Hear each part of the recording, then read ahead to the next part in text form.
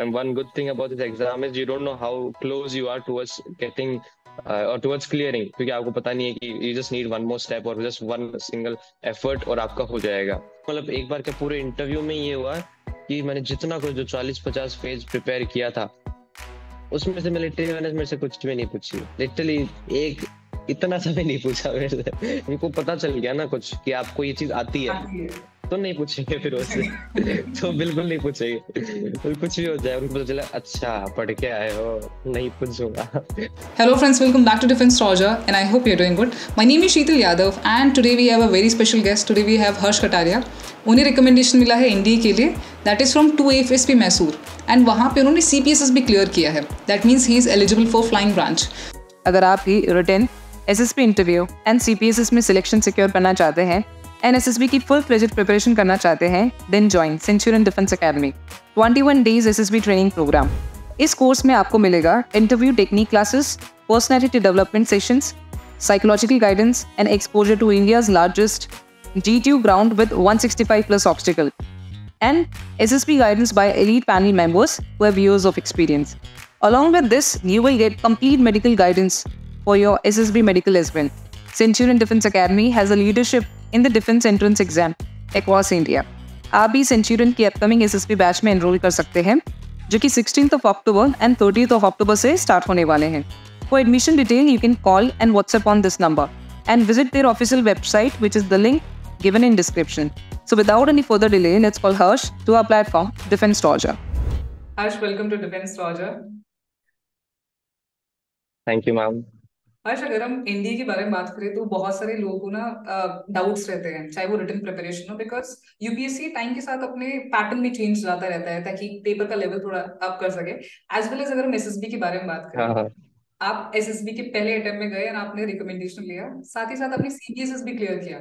सो मैं चाहती हूँ कि बहुत सारे एस्पिरेंट एयरफोर्स के लिए एस्पायर करते हैं, स्पेशली फ्लाइंग ब्रांच के लिए, तो हम हर चीज को ब्रेक डाउन करके डिस्कशन करने वाले हैं इस इंटरव्यू में।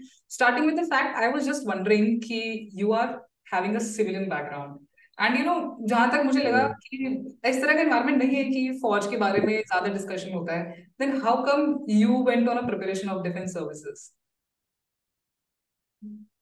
मैम तो ये स्टोरी कुछ ऐसी है कि जब मैं छोटा था तो हम नॉर्मली वो पिक्चर वगैरह देखते हैं, तो उस टाइम पे भी मेरा ये था कि हाँ, जब पिक्चरों में लोग लड़ते हुए बंदूक वगैरह देखता है या फिर बेसिकली फाइटर एयरक्राफ्ट देखता है, तो वो एक अलग से मतलब अंदर से इच्छा जागती कि हाँ, मेरे को फाइटर प्लेन उड़ाना है।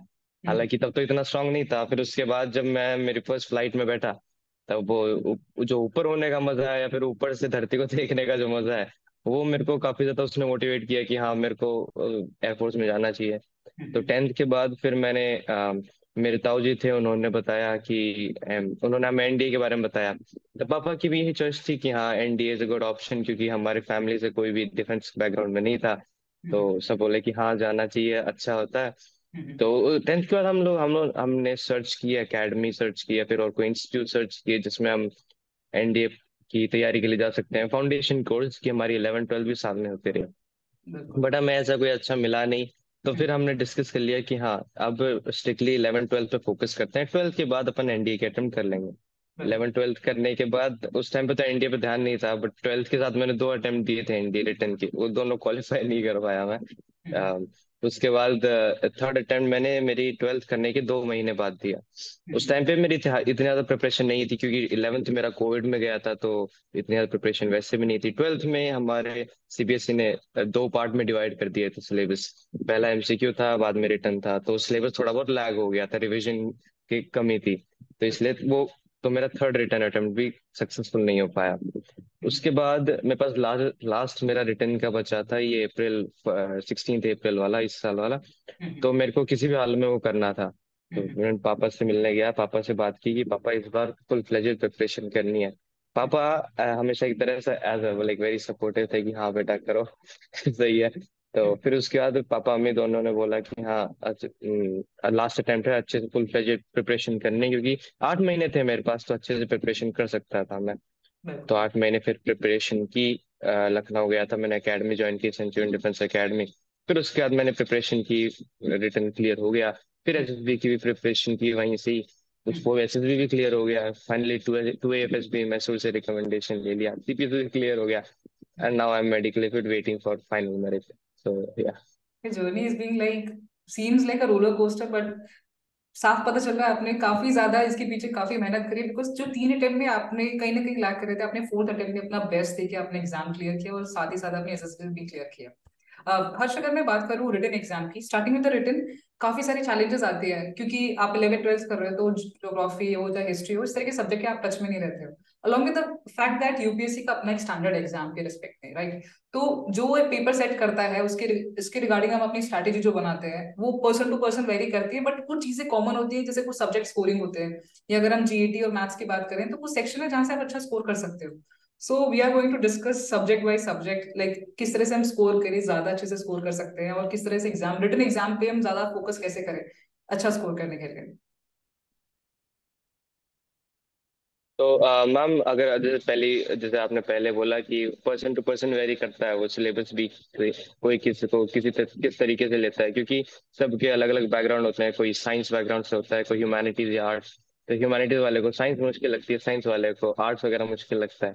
तो वो सब कुछ देखना पड़ता है, और एनडीए का सिलेबस है वो बहुत ज्यादा वास्ट है। स्पेशली द फर्स्ट थिंग जो हमारे दिमाग में आती है वो मैथ्स होती है। मैथ्स एक तो इतनी काफी वास्ट है, 11th 12th दोनों की मैथ्स आती है। और धीरे धीरे क्या है, एनडीए का लेवल भी हाई हो रहा है मैथ्स का, मुश्किल मैथ्स आती जा रही है। जीएटी भी काफी वास्ट है, क्योंकि उसमें हमें इंग्लिश, साइंस और सारे जीके के सब्जेक्ट्स पढ़ने पड़ते हैं। तो बात करते हैं, अगर हम, तो मतलब मैं मेरा पर्सपेक्टिव जो बताऊं, मैंने क्या किया था शुरू में। मैं और नवंबर, पिछले साल के अक्टूबर और नवंबर, मेरे को 2 महीने तो मेरे को एनालाइज करने में लग गए कि मेरे को क्या करना चाहिए, क्या स्ट्रैटेजी बनानी चाहिए, क्योंकि इतना वास्ट सिलेबस है। मेरे को काफी मुश्किल हुई, कभी मैथ पढ़ने बैठो तो फिर जीएटी छूट जाती है, भूल जाते हैं, जीएटी बैठो तो फिर मैथ पे प्रैक्टिस नहीं होती।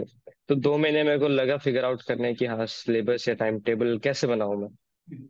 फिर मैंने टाइम टेबल बनाया कि हाँ, पहले मैं 5-5 दिन के गैप में हर एक सब्जेक्ट पढ़ूंगा। फॉर एग्जाम्पल, मैंने 1 दिसंबर से स्टार्ट किया, तो 1 से लेके 5 दिसंबर तक मैं सिर्फ मैथ पढ़ूंगा। उस टाइम पे मैं जीएटी पे बिल्कुल भी फोकस नहीं करूंगा, ताकि मेरा पूरा फोकस मैथ पे हो, और मैथ में हर एक चीज कवर करूंगा। पहले मैंने क्या किया, मैथ में हर एक सब्जेक्ट, जो जो सिलेबस है उसमें जो जो सब्जेक्ट, मतलब जो जो टॉपिक है, चैप्टर्स है, उनके मैंने नोट्स बनाए, डिटेल्ड नोट्स बनाए, ताकि आगे के टाइम पे मेरे को पूरा चैप्टर वापस ना पढ़ना पड़े, बस अपने नोट्स से गो थ्रू करना पड़ेगा, and then I can directly jump into solving questions. ये कर सकता हूँ मैं। तो पहले 5 दिन मैंने मैथ पढ़ा, अगले 5 दिन मैं जीएटी पे स्विच कर गया। जीएटी में भी हिस्ट्री, जियोग्राफी, पॉलिटी, इकोनॉमिक्स, ये 4 चीज मैंने उन 5 दिनों में पढ़ा। हर 5 दिन का एक एक दिन का मैंने शेड्यूल बना लिया, क्या पढ़ूं, क्या पढ़ना है और क्या क्या कवर करना है। 10 दिन हो गए। अब फिर आगे के जो 5 दिन है उनमें वापस से मैथ, ताकि मैथ भी वापस रिवाइज हो जाए। ऐसे करके पहले मैथ के पूरे हर एक चैप्टर के नोट्स बना लिए, डिटेल नोट्स, और फिर साथ साथ क्वेश्चन भी करता गया। तो एक महीने में मेरे पास 15 दिन फुल्ली डेडिकेटेड टू मैथ्स हो गए, और 15 दिन फुल्ली डेडिकेटेड टू जीएटी। तो दोनों साथ साथ में चलने लग गए। तो जब दोनों साथ में, तो फिर कोई भी चीज भूला नहीं, और कोई भी अच्छी सी चीजें दिमाग में रहने लगी। अब अगर अपन बात करें कि मैथ में अगर डिटेल फोकस करें कि मैथ में स्कोरिंग पार्ट कौन सा होता है, कौन सा स्कोरिंग पार्ट नहीं होता, तो मैथ में फॉर एग्जांपल अगर आप देखें कि स्टैटिस्टिक्स और प्रोबेबिलिटी, हर बार 10 क्वेश्चन स्टैटिस्टिक्स के आते हैं, 10 क्वेश्चन प्रोबेबिलिटी के आते हैं। और स्टैटिस्टिक्स और प्रोबेबिलिटी में क्या है, you have a set of formulas, बस उन्हीं फॉर्मूला के ऊपर थोड़ा बहुत ट्विस्टेड क्वेश्चन आएगा, ज्यादा कुछ वेरिएशन नहीं आएगी, जो कि प्रीवियस ईयर क्वेश्चन में आ रहा है। बस वही प्रीवियस ईयर क्वेश्चन के अकॉर्डिंग ही आगे आगे के क्वेश्चंस फ्रेम होंगे, और वैसे ही क्वेश्चन आएंगे। तो ऐसा मैंने किया। तो ये 20 क्वेश्चन हम अगर अच्छे से फोकस करें, तो इन 20 सवाल में से हम अप्रोक्सीमेटली 17, मैक्सिमम 17-18 तो आराम से कर सकते हैं। एक दो तो फिर भी ट्विस्टेड आ जाए, 17-18 हमने कर लिया। तो 17-18 स्कोरिंग पार्ट हो गया। इसके बाद अगर अपन देखें, तो मैं जो मानता हूँ जियोमेट्री सेक्शन आसान सेक्शन है, बिकॉज जियोमेट्री सेक्शन इसलिए आसान है क्योंकि जियोमेट्री में हम जो क्वेश्चन में ऑप्शंस आते हैं, उन ऑप्शंस को हम क्वेश्चन में ही पुट करके देख सकते हैं, और हमारा कई बार आंसर आ जाता है। फॉर एग्जाम्पल, अगर इक्वेशन ऑफ लाइन है, इक्वेशन ऑफ लाइन का क्वेश्चन है, और उसमें हमें पॉइंट के कोऑर्डिनेट्स दिए हुए हैं, तो हम वो कोऑर्डिनेट्स उस इक्वेशन ऑफ लाइन जो जो अलग अलग ऑप्शन दिए हैं उन्हें में पुट करके देखेंगे। और कई बार जब हमारा एलएचएस और आरएचएस इक्वल हो जाएगा, इक्वेशन सेटिस्फाई कर जाएगी, तो मतलब वही हमारी लाइन की इक्वेशन है, तो वो आंसर आ जाएगा। तो जियोमेट्री में तो जियोमेट्री में हम ऑप्शन पुटिंग से मेथड से सॉल्व कर सकते हैं। तो मैंने ज्योमेट्री को भी आसान माना, ज्योमेट्री को भी पूरी ज्योमेट्री एक साथ करता, 2D भी 3D भी वेक्टर भी, ये सारी चीजें। उसके बाद बात आती है अलजेब्रा की, फिर मैं अलजेब्रा उठाता। अलजेब्रा भी काफी वास्ट है। अलजेब्रा में आपके पास पीएनसी है, सेट है, और लॉग है, और कॉम्प्लेक्स नंबर्स है, ये सारी चीजें हैं। तो अलजेब्रा में भी इतनी वास्टेस्ट होने के कारण क्या है, आपको अगर आप पूरे सिलेबस का ओवरव्यू ले लो और सेट ऑफ फॉर्मूलाज जो है उनको याद कर लो, तो काफी ज्यादा क्वेश्चंस होते हैं अलजेब्रा के, जैसे बाइनरी नंबर्स में या फिर बायनॉमियल थ्योरम में है कि डायरेक्ट फॉर्मूला बेस्ड क्वेश्चंस आते हैं, और आप नॉर्मल फॉर्मूला लगाओगे तो आपको आराम से क्वेश्चंस आ जाएंगे। तो 120 में से आप मेजोरिटी अप्रोक्सीमेटली हाफ क्वेश्चन, 60 सवाल तो आप आराम से कर लोगे। और एनडीए पास, और एनडीए के मैथ पास करने के लिए आपको सिर्फ 40 क्वेश्चन सही करने होते हैं। तो 60 क्वेश्चन तो आपने ये सही कर लिया। अब आपके पास ट्रिगो और कैलकुलस भी बचता है। ट्रिगो और कैलकुलस मैंने लास्ट में इसलिए लिया है क्योंकि ट्रिगो और कैलकुलस में थोड़े ट्विस्टेड सवाल आते हैं, वो स्पेशली लिमिट्स में। एनडीए का क्या है, वो दो अलग अलग कॉन्सेप्ट्स को मिक्सअप करके एक नया क्वेश्चन बना देते हैं। फॉर एग्जाम्पल, जैसे फंक्शन है हमारे पास, फंक्शंस और कैलकुलस के लिमिट्स, इन दोनों को मिक्सअप करके वो एक नई चीज बना देता है। फॉर एग्जाम्पल कि अगर आपके पास ग्रेटेस्ट इंटीजर फंक्शन है, तो उसके आपको चेक करना होता है वेदर इट इज डिफरेंशिएबल और नॉन डिफरेंशिएबल। तो वो चेक करने में आपको क्या है, क्योंकि आपको एक तो फंक्शन के बारे में पता होना चाहिए कि फंक्शन का ग्राफ कैसा है। मैथ में जब तक आपको फंक्शन का ग्राफ नहीं आएगा तो आपको इतने ज्यादा मदद नहीं मिलेगी, आपको फिर लॉन्ग वे में सॉल्व करना पड़ेगा। अगर आपको फंक्शन का ग्राफ पता है तो आपको पता चल जाएगा कि हाँ, इस पॉइंट पे इट इज कॉन्टिन्यूस और नॉन कॉन्टिन्यूस। तो उसके लिए तो मैं डेस्मोस एक वेबसाइट है, उस पर रेफर करता था हर बार, कोई भी फंक्शन आता मेरे सामने वो डेस्मोस पे मैं डाल देता, और फिर मेरे को ग्राफ आता, फिर मैं ग्राफ बना लेता और उसको पेपर पे चिपका लेता, अपने मतलब अपनी टेबल के आगे चिपका लेता, ताकि ग्राफ याद रहे, रिवाइज करता रहता। तो कैलकुलस में थोड़ा ट्विस्टेड आता है, कैलकुलस में ट्रिग्नोमेट्री भी इन्वॉल्व होती है। तो कैलकुलस और ट्रिगो को हमेशा साथ में लेके चलना पड़ेगा। ऐसा नहीं कि ट्रिग्नोमेट्री पढ़ लिया और कैलकुलस छोड़ दिया, नहीं, या फिर सिर्फ कैलकुलस पढ़ लिया ट्रिग्नोमेट्री छोड़ दी, ये पॉसिबल नहीं है। दोनों को साथ लेके चलेंगे तभी जाके दोनों में स्क्वायरिंग हम कर सकते हैं। और रही बात, आते हैं ट्रिग्नोमेट्री में भी काफी 10 सवाल आते हैं, और कैलकुलस के 25 सवाल होते हैं टोटल। तो अब जो 25 में से भी अगर एनडीए टफ बना रहा है तो 25 में से भी 6-7 बस इतने ही मैक्सिमम ट्विस्टेड या टफ बनाएगा, वो भी कंसेप्चुअल बेसिस, कंसेप्ट के हिसाब से, नहीं तो इतना ज्यादा टफ नहीं होंगे। अगर आपका कंसेप्ट क्लियर है तो आप कैलकुलस में भी आप ओवरऑल कवर कर सकते हो। तो इस हिसाब से तो मैंने मेरे मैथ्स को डिवाइड किया था कि मैथ्स में भी मैं पहले स्कोरिंग कर लेता, स्टैटिस्टिक्स, प्रोबेबिलिटी, फिर उसके बाद अलजेब्रा भी, जियोमेट्री भी, और फिर उसके बाद प्रैक्टिस करता ट्रिगो की। उसमें मैंने दो बुक ही रखी थी, दो बुक। एक तो मैंने आर एस अग्रवाल लगाता था, वो बेसिक लेवल पे थी, तो मैंने 5-6 बार स्टार्टिंग में आर एस अग्रवाल लगाई 2-3 महीने तक। उसके बाद मैंने PY Qs, because PY Q is very important for maths. तो पीवाई मैथ्स ही क्या, पूरे एनडीए रिटर्न में ही पीवाई क्यू इंपॉर्टेंट है। तो पीवाई तो मैंने मैथ्स में मैथ्स के लिए फिर मैंने दिशा, जो प्रीवियस ईयर 17 ईयर्स वाली है, जो कि अभी मैंने ये वाली जो बुक है, इसको मैंने उठाया हुआ था, दिशा की। और इसमें मैंने बेसिकली क्या किया था, क्योंकि इसमें आपके जैसे चैप्टर में बटा हुआ है, तो मैंने हर एक चैप्टर के आगे उसके मतलब कितने एमसीक्यूज है वो सब मैंने लिख लिया था, नंबर वाइज लिख लिया था मैंने। जिसमें क्या है कि मैंने ओवरऑल अंदाजा लगा लिया टोटल कितने एमसीक्यूज हैं। और मेरे को एक महीने में पूरी दिशा 2 बार करनी थी, क्योंकि फ्रीक्वेंसी मैटर्स, आप कितने ज्यादा जल्दी कर सकते हो क्वेश्चन, दैट आल्सो मैटर्स। तो मैंने एस्टिमेट लिया था कि मैं एक दिन में 250 सवाल कर लूंगा मैथ के, और with in particular time frame. तो और हर दिन का ये रूटीन रहता, ताकि क्या है, फिर आपका हाथ में फिर आपका हाथ सेट हो जाता है, फिर आपको जोर नहीं आता सवाल करने में या क्वेश्चंस करने में। कई बार बच्चों को मैथ प्रैक्टिस करने में जो थोड़ा ज्यादा वो परेशानी होती है कि हाँ, मैथ प्रैक्टिस करने में कैसे, और अगर एक दो क्वेश्चन नहीं आए तो मोरल डाउन हो जाता है। स्पेशली पीवाई क्यू वाली से तो ज्यादा मोरल डाउन होता है, क्योंकि अगर पहले बिना पढ़े कर लेते हैं तो नहीं होता। तो मोरल डाउन तो नहीं करना, मैं क्या करता, मैं पहले अपने ईयरफोन लगा लेता और गाने सुनता और फिर अपने मैथ करता रहता, क्योंकि फिर टाइम का भी नहीं पता चलता, गाने में एंजॉय मतलब आराम से कर भी लेते, कोई बोरियत नहीं होती और मैथ करते रहते। तो ये एक अच्छा तरीका है जो मैं करता था टाइम पास करने, और साथ में मैथ भी, पूरी मैथ हो जाती है मेरी। अब अगर बात करते हैं अपन जीएटी की, जीएटी में 3 चीजें हैं, इंग्लिश, साइंस और सोशल साइंस। राइट। मैं सबसे पहले, since social science is very vast, social science अपने आप में काफी वास्ट है। हिस्ट्री, तो हिस्ट्री में तो एंशियंट, मिडाइवल एंड मॉडर्न तीनों वास्ट है। फिर ज्योग्राफी अपने आप में वास्ट है, ज्योग्राफी का हालांकि सबसे ज्यादा मेजर वेटेज होता है। उसके बाद polity and then economics and then current affairs too. तो फिर आते हैं साइंस, साइंस में वही तीनों, साइंस तो चलो बेसिक लेवल की होती है, फिजिक्स तो फिर भी थोड़े हाई लेवल की आती है, बट नॉर्मल 9th-10th लेवल की अपनी बायोलॉजी और केमिस्ट्री होती है।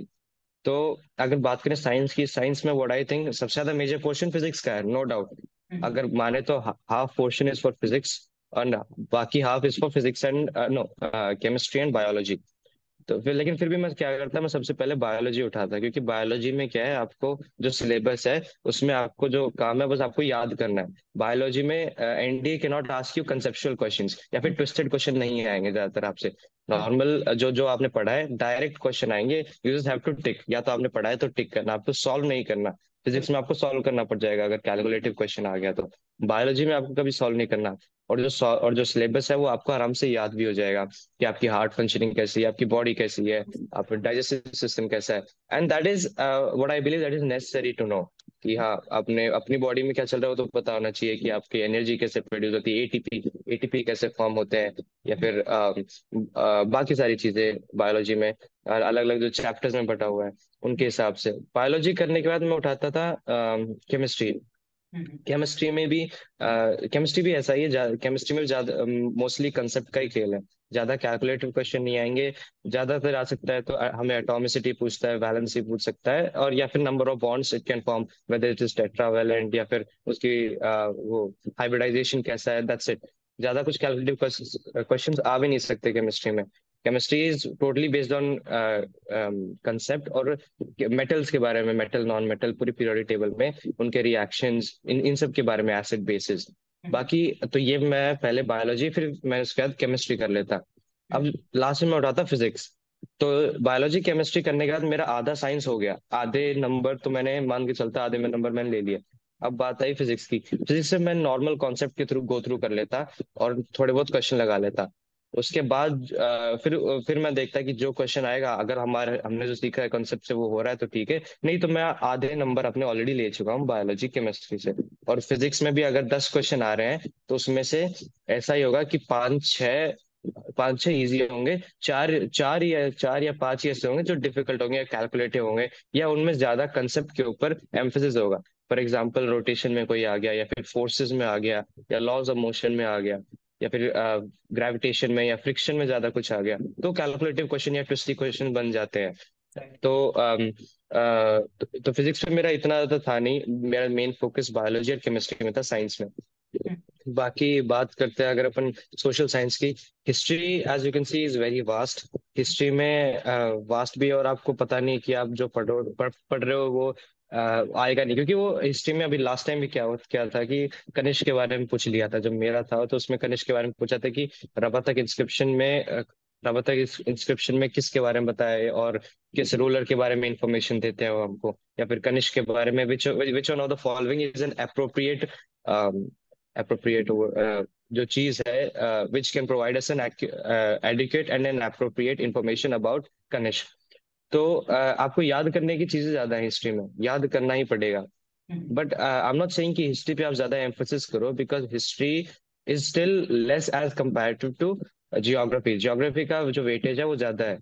और ये मैं इसलिए बोल रहा हूँ क्योंकि अगर आपने हिस्ट्री आपने कम पढ़ी, या फिर हिस्ट्री आपने ओवरऑल ऊपर ऊपर से गो थ्रू कर लिया हाँ कि क्या है, क्योंकि हिस्ट्री में जो जो भी सवाल आएंगे, एक दो या दो तीन सवाल एनडीए या फिर यूपीएससी हर बार देता है, जो कि अगर आपने ऊपर ऊपर से पढ़ा है then also you can solve it, ताकि स्कोरिंग हो जाए। बिकॉज जीएटी स्कोरिंग एक क्वेश्चन के आपको 4 नंबर मिल रहे हैं, हालांकि गलत हो गया तो -1.3 भी है, but let's look on the positive side कि हाँ हमें 4 नंबर मिलेंगे, सही सही कर दिया तो हिस्ट्री पे इतना नहीं, जियोग्राफी पे ज्यादा एम्फेसिस था, बिकॉज जियोग्राफी में it's more what you have learn in your concept, आपके कंसेप्ट वाइज आपने कितना सीखा है।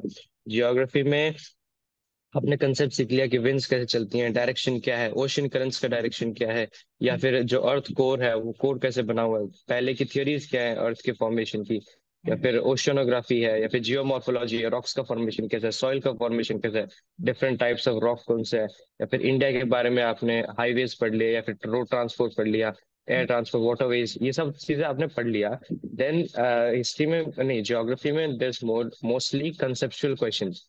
तो हिस्ट्री में, ज्योग्राफी में आप कर सकते हो, ज्योग्राफी में कैन बी स्कोरिंग।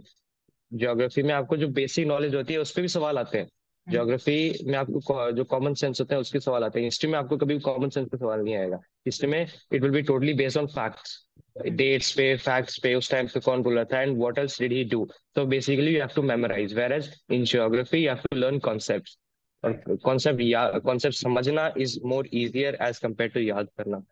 अब उसके बाद और जियोग्राफी में एक चीज और है कि जो मैंने पढ़ा था कि इफ यू स्टार्ट लर्निंग और memorising geography with the help of maps, then it will be comparatively more easier. Like मैं क्या करता, बिकॉज आपको अलग अलग लैंडफॉर्म पढ़ने हैं, हिमालयस पढ़ना है, रिवर्स पढ़नी है, peninsular river, perennial rivers, Himalayan rivers, और अलग अलग प्लेट्यूज पढ़ने हैं आपको, 8 different type of plateaus, and then mountains हैं। तो बेसिकली ये चीज अगर आप गूगल मैप्स, मैं तो गूगल अर्थ खोल लेता था, गूगल अर्थ खोल के उसको घुमाता रहता, अलग अलग चीज देखता, सिर्फ इंडिया में नहीं और भी कंट्रीज में देखता। तो बेसिकली वो मदद करता है। और ये चीज आप, and let me tell you one more thing, जो भी आप रिटर्न के लिए पढ़ रहे हो वो सिर्फ आप रिटर्न के लिए नहीं पढ़ रहे हो, वो आपको एसएसबी में भी काम आएगा। वो कैसे काम आएगा वो बाद में बताऊंगा मैं, बट आपको काम आता है। ऐसे रिटर्न की चीजें आपको एसएसबी में बिल्कुल काम आएंगी। और पॉलिटी में देयर इज सेट ऑफ जो सिलेबस है। फॉर एग्जांपल आपको इंडियन कॉन्स्टिट्यूशन की जो हिस्ट्री है, कितने लोग थे पहले, इंडियन कांग्रेस थी, मुस्लिम लीग थी, 308 लोग थे, and then Muslim League separate हुई, 299 बचे। तो बेसिकली ये सारी चीजें आपको याद करनी पड़ेंगी। और जो सेलियंट फीचर्स या फिर बोरोइंग फीचर्स जो हमने सीखे हैं, जो बोरिंग फीचर्स हमने हमारे कॉन्स्टिट्यूशन ने 200 से लिए हैं। फॉर एग्जांपल हमने फंडामेंटल ड्यूटीज यूएसएसआर से लिया है, या फिर मोस्टली हमने जो जुडिशरी से रिलेटेड चीजें हैं वो हमने यूनाइटेड स्टेट्स ऑफ अमेरिका से लिया है। फंडामेंटल राइट्स हमने यूनाइटेड स्टेट्स ऑफ अमेरिका से लिया है। तो ऐसे अलग अलग चीजें ये हमें याद करनी पड़ेंगी। और उसके बाद जैसे पिछली बार जब मैं दे रहा था पेपर, तब पॉलिटी का सिर्फ एक क्वेश्चन आया था। अब लोगों के बीच में ये डाउट होता है कि पॉलिटी का एक दो सवाल ही आता है तो क्यों याद करना। तो मेरे टाइम पे तो एक ही सवाल आया था, वो भी ये आया था कि आई थिंक इट वाज लाइक जो 3 वर्ड ऐड किए गए थे प्रीएम्बल में, वो कौन से अमेंडमेंट के थ्रू ऐड किए गए थे, and that was the 42nd constitution amendment of 1976, जो इमरजेंसी के टाइम पे आया था, मिनी कॉन्स्टिट्यूशन जिसको बोलते हैं। हालांकि इस बार जो पेपर हुआ रिसेंटली, अभी जो 3 सितंबर को हुआ, वो मैंने देखा था, उसमें म्युनिसिपैलिटी के ऊपर भी आया है कि ये जो मतलब जो पर्टिकुलर उन्होंने एक क्लॉज दिया था, and then they asked that this particular clause belongs to which article, municipality के which article, I think it was 243G, article number 243G, तो ऐसा कुछ था। तो द थिंग इज कि आपको ओवरव्यू लेना है पॉलिटी का, आपको लिटरली ओवरव्यू लेना है कि हाँ आर्टिकल्स, ये सारे इंपॉर्टेंट आर्टिकल्स हैं, इंपॉर्टेंट अमेंडमेंट्स जो कि किए गए हैं वो याद करने हैं। पॉलिटी में मेन स्कोरिंग पार्ट ये इंपॉर्टेंट आर्टिकल्स, इंपॉर्टेंट अमेंडमेंट्स और हिस्ट्री ऑफ द कॉन्स्टिट्यूशन, बस। और भी चीजें होती हैं, लाइक गवर्नर के बारे में पढ़ना, या सुप्रीम कोर्ट के जज के बारे में पढ़ना, सीजीआई, और या फिर there's one more that's controller and auditor general of India, इन सब के बारे में पढ़ना। That is more the according to me that is not that effective. अगर आप हिस्ट्री मतलब कॉन्स्टिट्यूशन की हिस्ट्री पढ़ लेते हो और बोरोइंग फीचर्स पढ़ लेते हो, इंपॉर्टेंट अमेंडमेंट्स और इंपॉर्टेंट आर्टिकल्स पढ़ लेते हो, देन या आपकी पॉलिटी मोर देन हाफ हो जाएगी। बिकॉज आप एक दो क्वेश्चन के लिए पूरा सब कुछ नहीं पढ़ सकते, that would B not practical, और नॉट कन्वीनियंट एज वेल। तो अब इकोनॉमिक्स की बात है। इकोनॉमिक्स में बेसिकली जो चीज पढ़नी चाहिए वो जो हिस्ट्री में जिन्होंने स्टार्ट किया था, लाइक फर्स्ट सर्वे किसने कंडक्ट किया, और उसके बाद एवरी प्लानिंग कमीशन में क्या क्या हुआ था, फर्स्ट प्लानिंग कमीशन या 5 year plan, first 5 year plan, second 5 year plan, इनमें क्या क्या चीज की गई थी, that's it, nothing more in economics. Current affairs current affairs में मैम जैसे हमारे कोचिंग में तो हमने करंट अफेयर्स के जो हर बार वीक में प्रोवाइड करवा देते थे, तो हमें तो कहीं से और पढ़ने की जरूरत नहीं थी। बाकी करंट अफेयर जो है बेसिकली मेरा ये है कि करंट अफेयर हमको लास्ट में पढ़ने चाहिए। अगर लास्ट में हम पढ़ते हैं, जो कि समरी होती है, अलग अलग यूट्यूब चैनल पे सभी प्रोवाइड करते हैं, हमारी खुद की कोचिंग प्रोवाइड करती है, तो उनका भी यूट्यूब चैनल पे वो प्रोवाइड करते हैं, तो सभी क्या करते हैं, अगर आपके पास समरी है तो आपको हर हर हफ्ते करके जाने की, अलग अलग नोट्स बनाने की जरूरत नहीं है। आप when you have a summary, a huge summary अगर आपके पास होती है, फिर उसमें से आप गो थ्रू करते हो तो ठीक है। अगर आप हर महीने करने लग गए, हर महीने आप नोट डाउन करते हो, देन यू हैव टू बार बार आपको रिवाइज करना पड़ेगा, क्योंकि फिर आप भूल जाओगे। अगर आपके पास लास्ट में एक पर्टिकुलर लिस्ट है और लास्ट के एक महीने में, तो लास्ट के एक महीने में करंट अफेयर्स पे ध्यान देना, that I believe is more efficient, क्योंकि वो आपके दिमाग में रिटेन हो जाएगा, क्योंकि आपका एग्जाम होने वाला होता है। एज कम्पेयर टू आप पहले करंट अफेयर को टाइम दो, तो करंट अफेयर को अगर आप बाद में टाइम देते हो, बाद में बार बार रिवाइज करने में, तो that would be more effective, ना कि आप पहले, जो कि मैंने भी किया था। उसके बाद बात करें तो इंग्लिश में मेरे टाइम पे तो चलो PQRS थे। PQRS वाज वे इजियर, क्योंकि वो तो 10 क्वेश्चंस फ्री के थे, यानी 10 into 4 40 क्वेश्चंस, 40 नंबर जो थे वो हमारे 40 मार्क्स फ्री के थे। हालांकि अभी तो यूपीएससी ने पैटर्न चेंज कर दिया है इंडिया का, उन्होंने फिल इन द ब्लैंक्स दे दिए, या फिर और कुछ दिया है। तो बेसिकली मैंने मैंने इंग्लिश में मैंने जैसे तैयारी की थी, मैंने क्या किया था, हमें तो जो कुछ वर्ड्स थे डिफिकल्ट, वो कैब इंप्रूव करने के लिए कोई वर्ड मैं हर दिन के एक दो या दो तीन वर्ड करता, तो 4 महीने में मेरे काफी वर्ड हो जाते इस हिसाब से। तो दो तीन वर्ड अगर मैं करता, तो और उनके मीनिंग याद कर लेता, और अलग अलग बॉक्स बना लेता, जिन जिन वर्ड के सिमिलर मीनिंग होते हैं, जो बेसिकली सिनोनिम्स हो जाते हैं, उनको फिर उस बॉक्स में डाल लिया, और पूरे बॉक्स का एक मतलब लिख दिया कि इस पूरे बॉक्स का एक मतलब है, और इस बॉक्स में जो जो वर्ड है वो सब उसी मतलब के हैं, तो वो सारे सिनोनिम्स हो गए। और सिनोनिम और एंटोनिम ऐसे आते हैं कि अगर मान लो 10 सिनोनिम्स आए, तो उसमें से 4-5 आप आराम से कर सकते हो, या एंटोनिम्स आए हैं 10, 4-5 आप आराम से कर सकते हो, क्योंकि अगर आपको पता भी नहीं है। मैं एंटोनिम्स में तो ऐसे तुक्का लगाता था, या सिनोनिम्स में ऐसे तुक्का लगाता था कई बार कि चार जो ऑप्शन आए उनमें से एक देख लिया कि एक ऐसा कौन सा ऑप्शन है जो तीनों के ऑपोजिट है, जो जिसका मतलब तीनों से राइट। अलग है, और जिसका अलग है तो उसी को टिक मार देते थे। बट अभी अभी ऐसा नहीं होता है, तो अभी हमको हर वर्ड का मतलब पता होना जरूरी है। तो अभी डिटेल पढ़ाई भी जरूरी है, और हर वर्ड का अगर हमें मतलब पता होता है तो ज्यादा आसान होता है। और स्पेशली जीईटी में हमें हर एक क्वेश्चन वही अटेम्प्ट करना चाहिए जो कि हम जिससे हम 100% श्योर है कि हाँ ये मेरा सही होगा ही। मेरे इंग्लिश में 50 सवाल आते हैं, 50 into 4 200 नंबर का होता है, लेकिन 50 में से मैंने ओनली 26 अटेम्प्ट किए, और उन 26 ऐसे थे जिसपे मैं 100% श्योर था कि हाँ 26 मेरे सही होंगे। हालांकि वो सही मेरे हुए 25 ही, एक गलत हो गया, बट ठीक है, 25 में भी I was more than happy कि हाँ मेरे नेगेटिव मार्किंग नहीं गई। तो जितना भी अटेम्प्ट हमें करना है उतना सही अटेम्प्ट करें, और श्योरिटी के साथ करें। बस नेगेटिव तो बस ज्यादा ज्यादा मार्क्स के चक्कर में हम कई बार गलत कर देते हैं, जो कि हमें आगे जाके रिग्रेट होती है, तो वो नहीं करना चाहिए। बस मेरे तो ये है कि ये थी मेरी रिटर्न की journey basically. It is so much in detail. Harsh, I would just say that कि हमने काफी सारी चीजों को कवर किया है। बट आपके 4 अटेम्प्ट्स थे, और उन चौथे अटेम्प्ट में आपने क्लियर किया, तो आपने 3 अटेम्प्ट में वो कहीं ना कहीं फेस किया होगा जो बाकी एस्पिरेंट फेस कर रहे हैं आज के टाइम पे। What are the mistake according to you that aspirants are doing and they are unable to clear the written exam? हाँ, तो मैम बेसिकली जो मैंने भी फेस किया था रिटर्न के टाइम पे, जब मैं फोर्थ अटेम्प्ट कर रहा था, तो पहले तो मैंने पढ़ाई की रही थी, पहले मैं फोकस नहीं था, जो कि मैं इस टाइम पे भी देखता हूँ कि most of the aspirants lack focus, क्योंकि ये ऐसा एग्जाम है इतना वास्ट सिलेबस के साथ, आपको कंटिन्यू लगे रहना है, you need to be consistent and focus towards achieving your goal. अगर आप थोड़े दिन के भी आपका फोकस या फिर थोड़ा डाइवर्ट होता है, then it is not acceptable, क्योंकि अगर आप वो थोड़े दिन का डिले या फिर इंजॉयमेंट आप वो नहीं कर सकते, बिकॉज अगर आपने थोड़ा सा गैप दे दिया तो आप पीछे पीछे वाली चीजें भूल जाओगे। नॉर्मल ह्यूमन ब्रेन है, रिटेंशन कैपेसिटी कम होती है।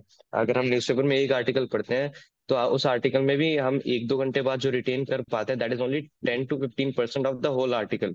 सो बेसिकली अगर हम फोकस नहीं है, जो कि आज के लोग करते हैं, एक पहली बात तो फोकस, तो मेरा भी पहले 3 अटेम्प्ट में फोकस नहीं था। और एक और दिक्कत ये है कि हम पूरा सिलेबस नहीं पढ़ते अच्छे से। सिलेबस हमें ना पता होने के कारण फिर जब पेपर में बैठते हैं तो तब पता चलता है कि ये भी आ गया, ये भी आ गया। राइट। तो एक तो फोकस नहीं होता, एक सिलेबस का पता नहीं होता कि क्या क्या पूछा जाएगा, और एक दिक्कत और ये करते हैं कि जो रिक्वायरमेंट होता है वो नहीं पढ़ते। दैट इज ऑल्सो मैटर्स कि आप चलो ठीक है सिलेबस पढ़ लिया आपने, बट जो जिस टाइप के क्वेश्चंस आ रहे हैं, आप अगर आप उन पे फोकस नहीं है और आपने और कुछ पढ़ लिया, देन या जब आप कहाँ से सॉल्व कर पाओगे।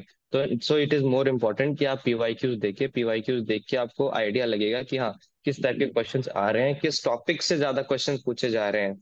वो हमें ज्यादा उस पर ज्यादा फोकस करना पड़ेगा, ताकि आगे फिर हम आगे का प्रिडिक्ट कर पाएंगे कि एनडीए में आगे मैथ्स में या फिर जीएटी में कैसे क्वेश्चंस आ सकते हैं। तो या ये चीजें होती हैं। और स्पेशली एनडीए के टाइम पे जब रिटर्न की प्रिपरेशन होती है तो काफी बार डिप्रेशन हो जाता है, जैसे मेरे भी हुआ था कि हम कई बार इतना ज्यादा पढ़ते रहते हैं बट या वी डोंट नो कि हाँ हमारा हो पाएगा या नहीं, और वो डाउट चलता रहता है दिमाग में।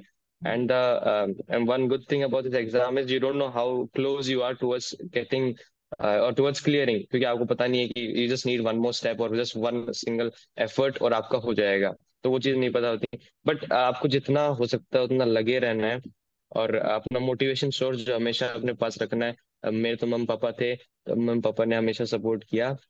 जब भी कोई प्रॉब्लम होती मम्मी पापा से बात करता, मम्मी से बात करता, मम्मी से बात करके अच्छा मतलब अच्छा फील होता, पापा से बात करके अच्छा फील होता। हर्षद, हम एसएसबी के बारे में डिस्कशन करते हैं because SSB is one of the mildest and one of the toughest consideration जो एस्पिरेंट को लगता है कि ये तो आई मीन एसएसबी के रिगार्डिंग बहुत सारे मिथ हैं, क्योंकि जब हम जाते हैं तो नर्वसनेस भी रहती है, और स्पेशली जब आपका फर्स्ट अटेम्प्ट हो and you got recommendation in your first attempt, तो therefore I have a lot of questions to ask. Precisely कि आपने प्रिपेयर कैसे किया, अलॉन्ग विद दैट बहुत सारी नेगेटिविटी होती है जब हम प्रिपरेशन करते हैं। लोग बोलते हैं कि रिपीटर्स आते हैं, रिकमेंडेड कैंडिडेट आते हैं, बिकम टफ है, वहां पे 5 दिन तक रह जाता है, बहुत सारे क्वेश्चंस होते हैं। एंड वन ऑफ द जो प्राइमरी जो टास्क होता है that is screening, right? And screening is something जहाँ पे जो स्क्रीनिंग रेशियो है वही काफी कम हो जाता है। So how was your screening process that consist of OIR, talking about PPTT and discussion as well? So how was it and how did you perform it? तो मैम सबसे पहले जब एसएसबी प्रिपरेशन होती है तो SSB preparation is like it takes you to another level. क्योंकि written में आप जब बंद कमरे में पढ़ते रहते हो but SSB is not that. SSB में आपको बाहर निकलना होता है, लोगों के साथ इंटरेक्ट करना होता है, अलग अलग चीजें सीखनी होती है। स्पेशली अगर हम एसएसबी के सारे टास्क देखें या फिर अलग अलग टेस्ट देखें तो उन सब के बारे में पढ़ना पड़ता है, और वो सब पढ़ना उनकी तैयारी करना इज अनदर थिंग। तो जब मेरा फर्स्ट टाइम था एसएसबी का, first and last, and day की एसएसबी तो फर्स्ट एंड लास्ट थी मेरी। तो मेरे को किसी भी हाल में करना था, टू और डाई सिचुएशन थी मेरे लिए। तो मैंने लेकिन क्या है, आपको एक अंदर से कॉन्फिडेंस रखना पड़ता है कि हाँ मैं एसएसबी कर सकता हूँ। बिकॉज एसएसबी जितना ज्यादा आपकी नॉलेज चेक नहीं करता जितना आपका एटीट्यूड और आपका बिहेवियर चेक करते हैं, कि आपका रिएक्शन क्या है टुवर्ड्स योर फ्रेंड्स या फिर जूनियर्स या सबॉर्डिनेट्स। तो अगर आप बेसिकली दे चेक यू कि आप जो 18-19 साल से जो सीख रहे हो, जो करते आए हो, क्या आप में वो क्वालिटीज हैं, क्या whether you can differentiate between what's good and what's bad. तो बेसिक अंडरस्टैंडिंग है या नहीं आप में, that is what they are looking for. तो मैंने जब एसएसबी प्रिपरेशन स्टार्ट की तब मैंने क्या किया कि न्यूज़पेपर लिया सबसे पहले तो। अभी because I believe newspaper helps a lot in preparation of SSB. Newspaper अगर आपने पढ़ना चालू कर दिया देन या आपका आधा काम तो हो गया एसएसबी के लिए, क्योंकि आप अवेयर हो रहे हो कि आपके आसपास क्या हो रहा है, and that is the first step जो आपको लेना चाहिए। और न्यूज़पेपर भी मैं दो ही रिकमेंड करूंगा, कि या तो द हिंदू या फिर the Indian Express. The Hindu basically अगर हम बात करें द इंडियन एक्सप्रेस की, the Indian Express is comparatively उसकी लैंग्वेज जो है that is easier as compare to Hindu. तो बाकी दोनों ही they both are very good source of news. और जो कि आपने पूछा कि स्टार्टिंग में फियर होता है कि हाँ रिपीटर्स भी आएंगे, तो अलग अलग टाइप का फियर होता है। तो वो भी था क्योंकि हम सोचते थे कि हम हमारी एकेडमी मतलब जिसमें मैं एसएसबी की तैयारी करता था उसमें खुद में रिपीटर थे जो कि अलग कोचिंग ले रहे थे, गाइडेंस ले रहे थे। फिर जब उनके साथ हमारी टेस्टिंग होती है या टास्क हम करते हैं तो हमें लगता है कि हाँ इनको तो आता है सब कुछ, ये सब कुछ कर लेते हैं, और हम तो बिगिनर है, अभी हमसे कैसे हो पाएगा। बट दैट इज ये सिर्फ इतना नहीं है, आपको जज भी उसी बेसिस पे किया जाता है एसएसबी में। एसएसबी में अगर आप फ्रेशर हो तो आपसे आपसे एक्सपेक्टेशन अलग होंगी, अगर आप रिपीटर हो तो आपसे एक्सपेक्टेशन ज्यादा होंगी फिर एज कम्पेयर टू फ्रेशर। आप किसी दूसरे से कंपेयर नहीं कर सकते अपने आप को, आपको कंपेयर नहीं करना है किसी से, और अपने ऊपर फोकस रख के रखना पड़ता है। और मेरे मेरे टाइम पे क्या हुआ था, मेरे में 142 लोग आए थे, 142 रिपोर्टिंग थी, और जिसमें से 48 स्क्रीन इन हुए थे। तो उसमें हाँ रिपीटर थे, इनफैक्ट जो हमारा पीपीटी सेशन हुआ था उसमें खुद में रिपीटर्स थे। But you have to focus on what's your performance, आपको दूसरे पे ध्यान नहीं देना है। आपको चाहे कितने भी दो लोग आ जाए, अगर रिपीटर आ रहे हैं देन या you can do nothing about it. तो जिस चीज के बारे में आप कुछ कर ही नहीं सकते उसके बारे में सोच के डिमोरलाइज होने का कुछ फायदा है ही नहीं। तो बेसिकली आपको अपने फोकस रखना पड़ता है और प्रिपरेशन भी आपको उसी हिसाब से करनी पड़ती है। और जब बात आई जो जो कि आपने बात की स्क्रीनिंग की, स्क्रीनिंग मेरा कैसा था। तो मैम स्क्रीनिंग मेरा स्क्रीनिंग में क्या हुआ था कि हम 31 जुलाई को था मेरा मैसूर में। तो मैं 30th ऑफ जुलाई को ही पहुंच गया था मैसूर। वहाँ पे मैं जहाँ पे स्टे किया था। तो प्लान तो मेरा ये था कि रात को 8 बजे सो जाऊंगा और सुबह जल्दी उठ के और बढ़िया नहा धो के और उसके बाद शेव वगैरह करके और फिर चला जाऊंगा, सुबह 5 बजे वहां पे पहुंच जाऊंगा गेट के बाहर। तो हालांकि 8 बजे मैं बेड पे चला गया, बट आज वही है कि एक्साइटमेंट और इतनी ज्यादा थी कि क्या हुआ कि 8 बजे चला तो गया, मतलब बेड पे था बट नींद नहीं आई। दिमाग में वही चल रहा था कि हाँ अगले दिन जो एसएसबी में पीपीडीटी होगा तो अगर किसी ने कुछ काउंटर क्वेश्चन कर दिया तो मैं क्या रिस्पॉन्स दूंगा। मतलब मैं रिस्पॉन्स सोचने लग गया था अपने दिमाग में कि क्या क्या बोलूंगा मैं। हाँ अगर इसने ऐसे बोला तो फिर मैं क्या बोलूंगा।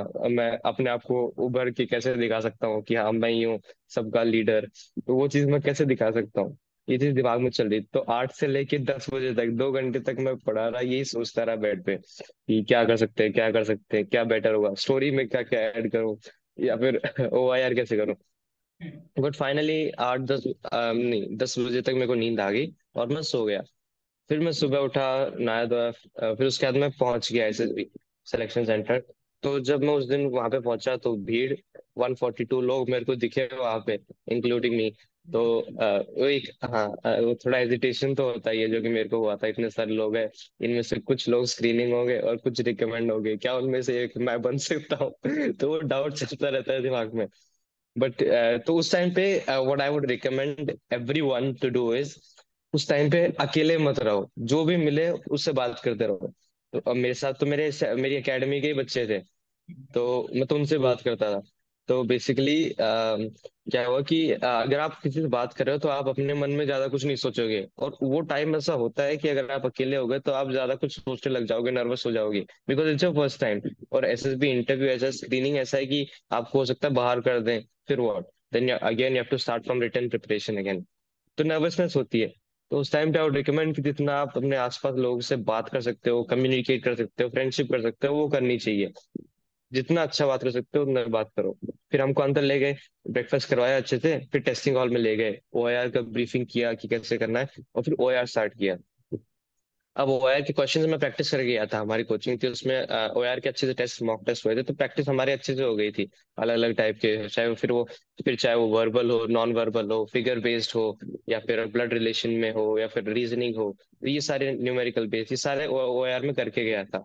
बट हालांकि it depends on your luck, मैं जब मानता हूँ एसएसबी में आपका लक भी मैटर करता है। उस टाइम पे आपने जो प्रिपेयर किया है या फिर आपने जो जो जिन जिन प्रैक्टिस की है वो आए, आ भी सकता है नहीं भी आ सकता है, you can do nothing about it. तो मेरे साथ ऐसा हुआ, ओआईआर में मेरा लक इतना काम नहीं किया। तो ओआईआर मेरी इतनी अच्छी नहीं गई थी। ओआईआर मेरी ओआईआर जैसे पांच में डिफरेंशिएट होता है, लाइक ओआईआर 1 है तो यानी वेरी इंटेलिजेंट ब्रिलियंट है, ओआईआर 2 है तो या अच्छा दिमाग है, ओआईआर 3 इज एवरेज, ओआईआर 4 यानी कि ना नहीं है इसमें, और ओआईआर 5 इज लाइक ना बिल्कुल नहीं। बिल्कुल ही। तो हाँ तो मेरी ओआईआर 3 आई थी। अब वो मेरे को कैसे पता है ओआईआर 3 आई थी वो बाद में बता दो लेकिन मेरे को पता है कि मेरी ओआईआर 3 आई थी।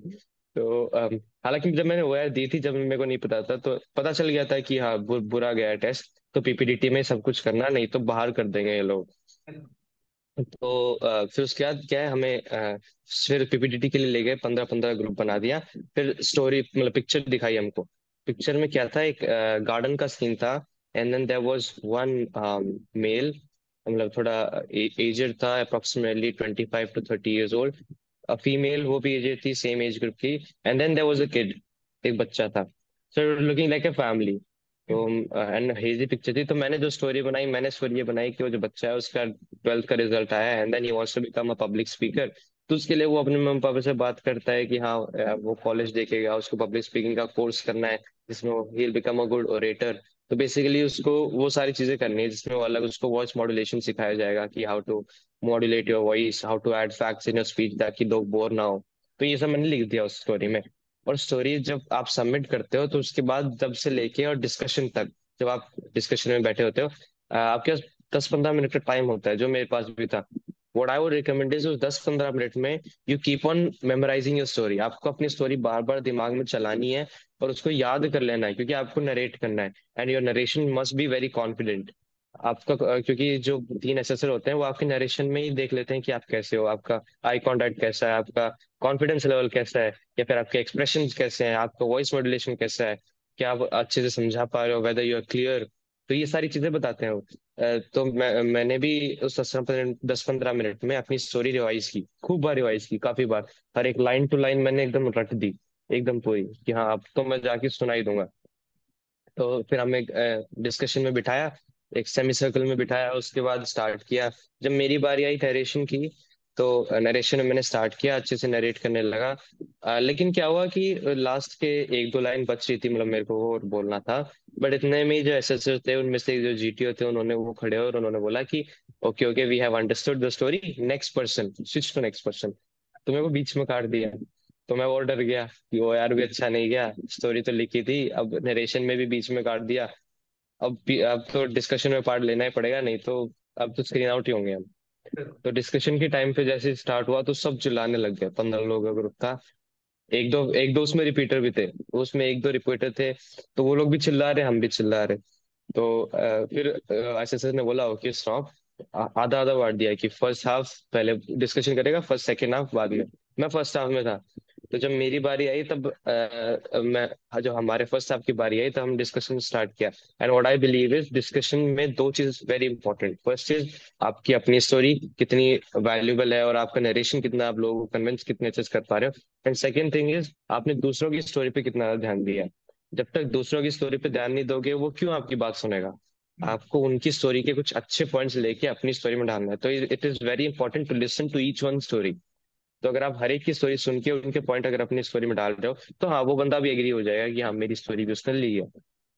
तो मैंने ऐसा किया, मैं दूसरों के पॉइंट्स उठा लिए और अपनी स्टोरी में ऐड कर दिया। तो फिर फर्स्ट हाफ तो मेरी बात से कन्विंस हो गया, मेरी बात मान रहा था थोड़ी। बट जब बात सेकंड हाफ की आई, सेकंड हाफ दूसरी किसी डायरेक्शन में चला गया, किसी दूसरी स्टोरी पे। फिर उन्होंने बोला ओके एक बार फिर से सारे चिल्लाओ, मतलब ऐसा नहीं बोला चिल्लाओ, बट सारे लोग डिस्कशन करो। तो सब डिस्कशन करने लगे। तो फिर मैं भी हिस्सा ले रहा था नॉर्मल। फिर नॉर्मल डिस्कशन चल रहा था। फिर एसएसएस बोलते हैं okay gentleman, you have last 30 seconds to come at a conclusion and arrive at a common group story. अब ये चीज हमको क्या है एकेडमी में बता दी गई थी स्क्रीनिंग में, कि अगर ऐसा कुछ होता है कि if they say that you have last 30 second, तो उसमें क्या होता है कि the assessors they mostly look for the person जो कि ज्यादा शोर मचा रहा है। क्योंकि when you have last 30 seconds, आपके दिमाग में ये होगा कि हाँ अब तो थोड़ा टाइम बचा है, जितना हो सकता है उतना बोल दो या फिर अपने पॉइंट जो है वो रख दो आगे। तो जो ज्यादा चिल्लाता है उसको सबसे पहले बाहर करना है। तो मेरे को पता था कि हाँ इस 30 सेकेंड में मेरे को तो नहीं बोलना है, बोलना भी है तो बहुत कम बोलना है। लेकिन अगर चुप बैठ गए तो ऐसा लगेगा कि हाँ इसको आता नहीं, ये डर गया क्राउड से। तो ऐसा भी नहीं दिखाना है। तो मैंने क्या किया कि उस 30 सेकेंड्स में मेरे को ऐसा प्रिटेंड करना था कि हाँ मैं बोलने की ट्राई तो कर रहा हूँ, बट इतना तो श्योर है कि मेरे को बोलने नहीं दे रहे, तो मायूस होके बैठ गया। तो ऐसा मैंने प्रिटेंड किया। मैंने क्या किया, थोड़ा बहुत बोलने का ट्राई किया। मैंने आधा जेंटलमैन भी मैंने आधा बोला, जेंटलमैन का जेंटल ही बोला इतने में। फिर मैं वापस चुप होके मायूस होके बैठ गया, ताकि लगे बेचारे को बोलने नहीं दे रहे। तो आधे मिनट तक तो मैंने वो प्रिटेंड किया। उसके बाद फिर मैं बाहर आ गया, उसके बाद हम सबको बाहर भेज दिया। फिर उसके बाद उन्होंने जब चेस्ट नंबर्स कॉल आउट किए स्क्रीन स्क्रीन इन कैंडिडेट्स के, तब उस टाइम मेरा चेस्ट नंबर 134 था। तो उन्होंने तो वो जब वो कॉल आउट कर रहे थे तो वो पहुंचे 132 पे, उन्होंने 132 कॉल आउट किया स्क्रीन में। तब उस टाइम पे मैंने मेरी आंख बंद कर ली, या तो 134 है, नहीं तो 134 से सीधा जंप करेगा। तो फिर उसने बोला 134। तो 134 एक बार तो क्योंकि कोई और बोला नहीं था यस सर कि मेरा है, तो मैं तो एक बार सोचा किसका है 134। बाद में जी मेरे को रियलाइज हुआ मेरा ये 134। तो उसके बाद फिर मैंने हाथ उठाया, मैंने नाम बताया। तब फिर उन्होंने मेरे को स्क्रीनिंग मतलब बैग लेके बोला कि अब जाओ अंदर। ये तुम्हें स्क्रीनिंग का प्रोसेस था। स्क्रीनिंग के अंदर तो आई मीन काफी सारी चीजें आपके साथ हुई, चाहे डिस्कशन हो चाहे वो नरेशन के टाइम पे। दो तीन चीज मैं ऐड करना चाहूंगी, जैसे हम जब हमारा ओआईआर होता है तो ये SSB centre to centre depend करता है। कई जगह ओएमआर शीट दी जाती है, and as far as I know UFS भी मैसूर के अंदर देगी वो शीट जहाँ पे साइड में स्पेस है लिखने का। तो आई वुड जस्ट से कि ऑल्सो कैरी अ पेन, जहाँ पे अगर आपको ओएमआर शीट मिले तो आप उसको आराम से फिल कर सके, क्योंकि बारीक पेन जो होता है जो निब के होते हैं वो एक प्रॉब्लम क्रिएट करते हैं अगर ओएमआर शीट दी जाती है। सेकेंडली, जो मेरे काफी कैंडिडेट्स को करते हुए देखा है कि जो ओआईआर टेस्ट होता है उसके अंदर नेगेटिव मार्किंग होती ही नहीं है, तो पूरे सारे क्वेश्चंस को अटेंड करने हम्म। के लिए it is the best choice to do. And narration के टाइम हाँ। पे as you said, they heard your story and they set you back. And the one thing which I liked about Harsh about you कि आपको लग रहा है कि आपका ओआईआर अच्छा नहीं हुआ तो आपने अपना नरेशन में बेस्ट दिया। नरेशन में अगर आपको लग रहा है कि हाँ कहीं हो सकता है कि I lag behind, you give your best in group discussion, and that is something most of the candidates lack, क्योंकि वो सोचते हैं कि बस अब तो होना ही नहीं है बिकॉज नरेशन में भी उसने ढंग से सुना नहीं है, एंड देन फिर वो ग्रुप डिस्कशन में अपना बेस्ट नहीं देते हैं। And that is the reason you got screen in, I believe. अगर हम अब साइकोलॉजिकल टेस्ट की बात करें तो टैट वेट एसआरटी एसटी के चार चीजें कंसिस्ट होती हैं, एंड तीनों का अपना इंपॉर्टेंस है। और special emphasis on TAT because सबसे ज्यादा वेटेज जिसका है, हम ज्यादा ज्यादा काफी ज्यादा लिखते हैं और उसके बेसिस पे काफी इंफॉर्मेशन रिवील हो जाती है। So we can take an example of each and everything, ताकि अच्छे से कोई भी जो एस्पिरेंट देख रहा है वो समझ सके। Starting with the TAT please.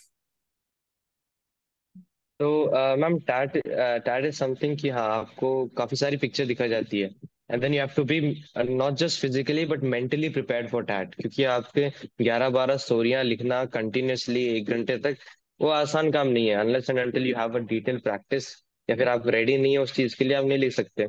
तो because it seems very tiring, एक काफी टायरिंग प्रोसेस है इतनी ज्यादा स्टोरी लिखना। और उससे ज्यादा टायरिंग है कि आपको पहले पिक्चर को अच्छे से जज करना आना चाहिए, आपको एसेस करना आना चाहिए कि पिक्चर में माइन्यूट डिटेल्स क्या है, हो क्या रहा है पिक्चर में, सिनेरियो क्या है।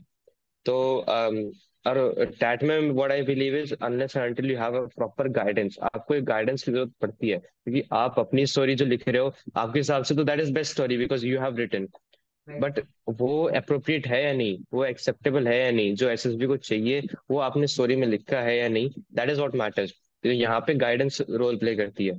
तो मेरे केस में तो क्या है कि मैं जिस एकेडमी में था, सेंचुरियन डिफेंस एकेडमी, वो तो वहाँ के जो डायरेक्टर हैं वो साइकोलॉजिस्ट थे, तो हमारी साइकोलॉजी की क्लास लेते थे जिसमें वो हर एक चीज टैट बी वैट बी एसआरटी ये सारी चीज डिस्कस करते थे, और हमें बताते कि कैसे हम अच्छी कर सकते हैं। और फिर जब हम बनाते हैं तो हम उनसे एसेस करवा लेते हैं कि सर कैसी है, तो वो रिव्यू भी दे देते स्टोरीज का। तो ऐसे हमारी स्टोरीज इंप्रूव हो जाती। तो मैंने ऐसी कोई पिक्चर देखी फिर उस पर स्टोरी बना ली, फिर मैंने एसेस करवाई सर से, सर बोले कि हाँ यहाँ यहाँ पे लैग कर रही है स्टोरी, तब मैंने उसको और अच्छी स्टोरी बनाई उसी फोटो पे, फिर सर को दिखाई, सर बोले कि हाँ अब परफेक्ट है। तो फिर मैंने क्या किया, उस स्टोरी को एज अ प्रोटोटाइप बना लिया। प्रोटोटाइप या फिर फॉर्मेट कह सकते हैं, मैंने ऐसे बना लिया कि हाँ ideal story should be like this. तो मेरे को फॉर्मेट यही फॉलो करना है कि उसमें 2-3 लाइन का इंट्रोडक्शन देना है मेरे को, फिर मैं पैरा चेंज करूंगा, पैरा चेंज करके फिर मैं मेरा मेन पार्ट लिखूंगा, और लास्ट में एक फिर से पैरा चेंज करके 1-2 लाइन का कंक्लूजन लिख दूंगा। तो वो अच्छी स्टोरी बन गई। अब फॉर्मेट तैयार हो गया तो मेरे को सिर्फ उसमें एक्शन या फिर कंटेंट डालना था।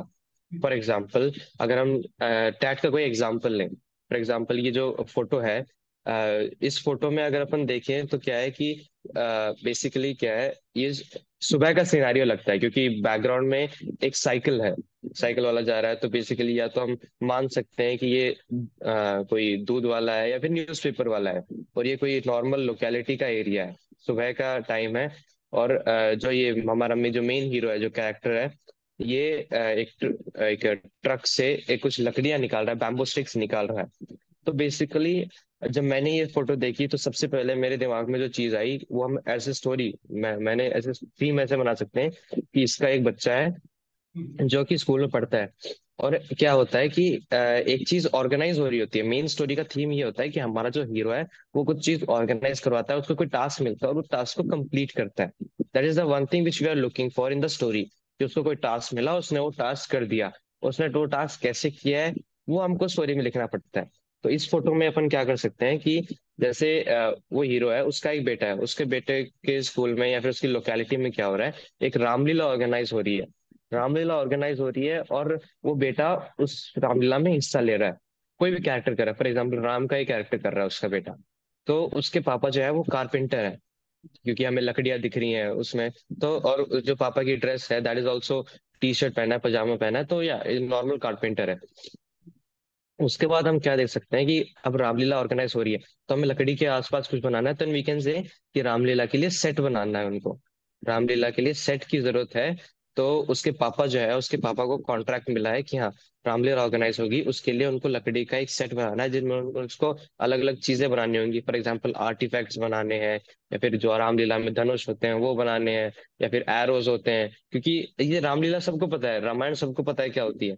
जैसे थिंग इज आपको थोड़ा और एम्फोसिस करना है कि हाँ लकड़ी से क्या क्या चीजें बन सकती है। सेट बन सकता है, धनुष बन सकता है, जो लड़ने की चीजें तलवारें हैं वो बन सकती हैं, या फिर और कोई बिल्डिंग्स बन सकती हैं जो पोर्ट्रेट करे कि हाँ हम ये महल हुआ करता था। तो हम क्या कर सकते हैं इसमें कि अगर हम एक स्टोरी देखें तो स्टोरी में हम ऐसे लिख सकते हैं, पहले तो उस कैरेक्टर का नाम। फॉर एग्जाम्पल कैरेक्टर का नाम हम कोई भी ले लेते हैं, फॉर एग्जाम्पल हमने अंश ले लिया नाम। So we can how we would start introduce is Ansh. और उसकी एज अपन देख सकते हैं, इज अप्रोक्सीमेटली 25-26 ईयर ओल्ड, क्योंकि हमको उसको उसको फादर भी बनाना है। एक चीज और देखनी पड़ेगी, उसको वो फादर है, तो 22-23 नहीं लिख सकते। तो हम इसको थोड़ा 27-28 मानते हैं, तो ही अंश 28 years old is a carpenter working in so and so locality. कोई भी अपनी लोकेलिटी का नाम दे लो कि अंश 28 years old is a carpenter work in so and so locality. One day he got a task to prepare Ramlila set, and for the Ramlila going to be held in his locality, in his community mein, in which his son is taking part.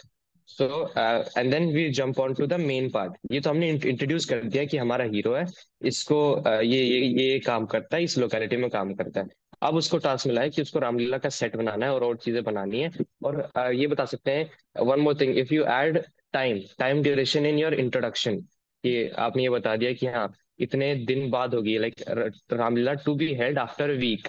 तो आपने अगर time बता दिया that would create more impact on the psychologist कि हाँ, या अगर आप टाइम भी मेंशन कर देते हो इट वुड बी हेल्पफुल।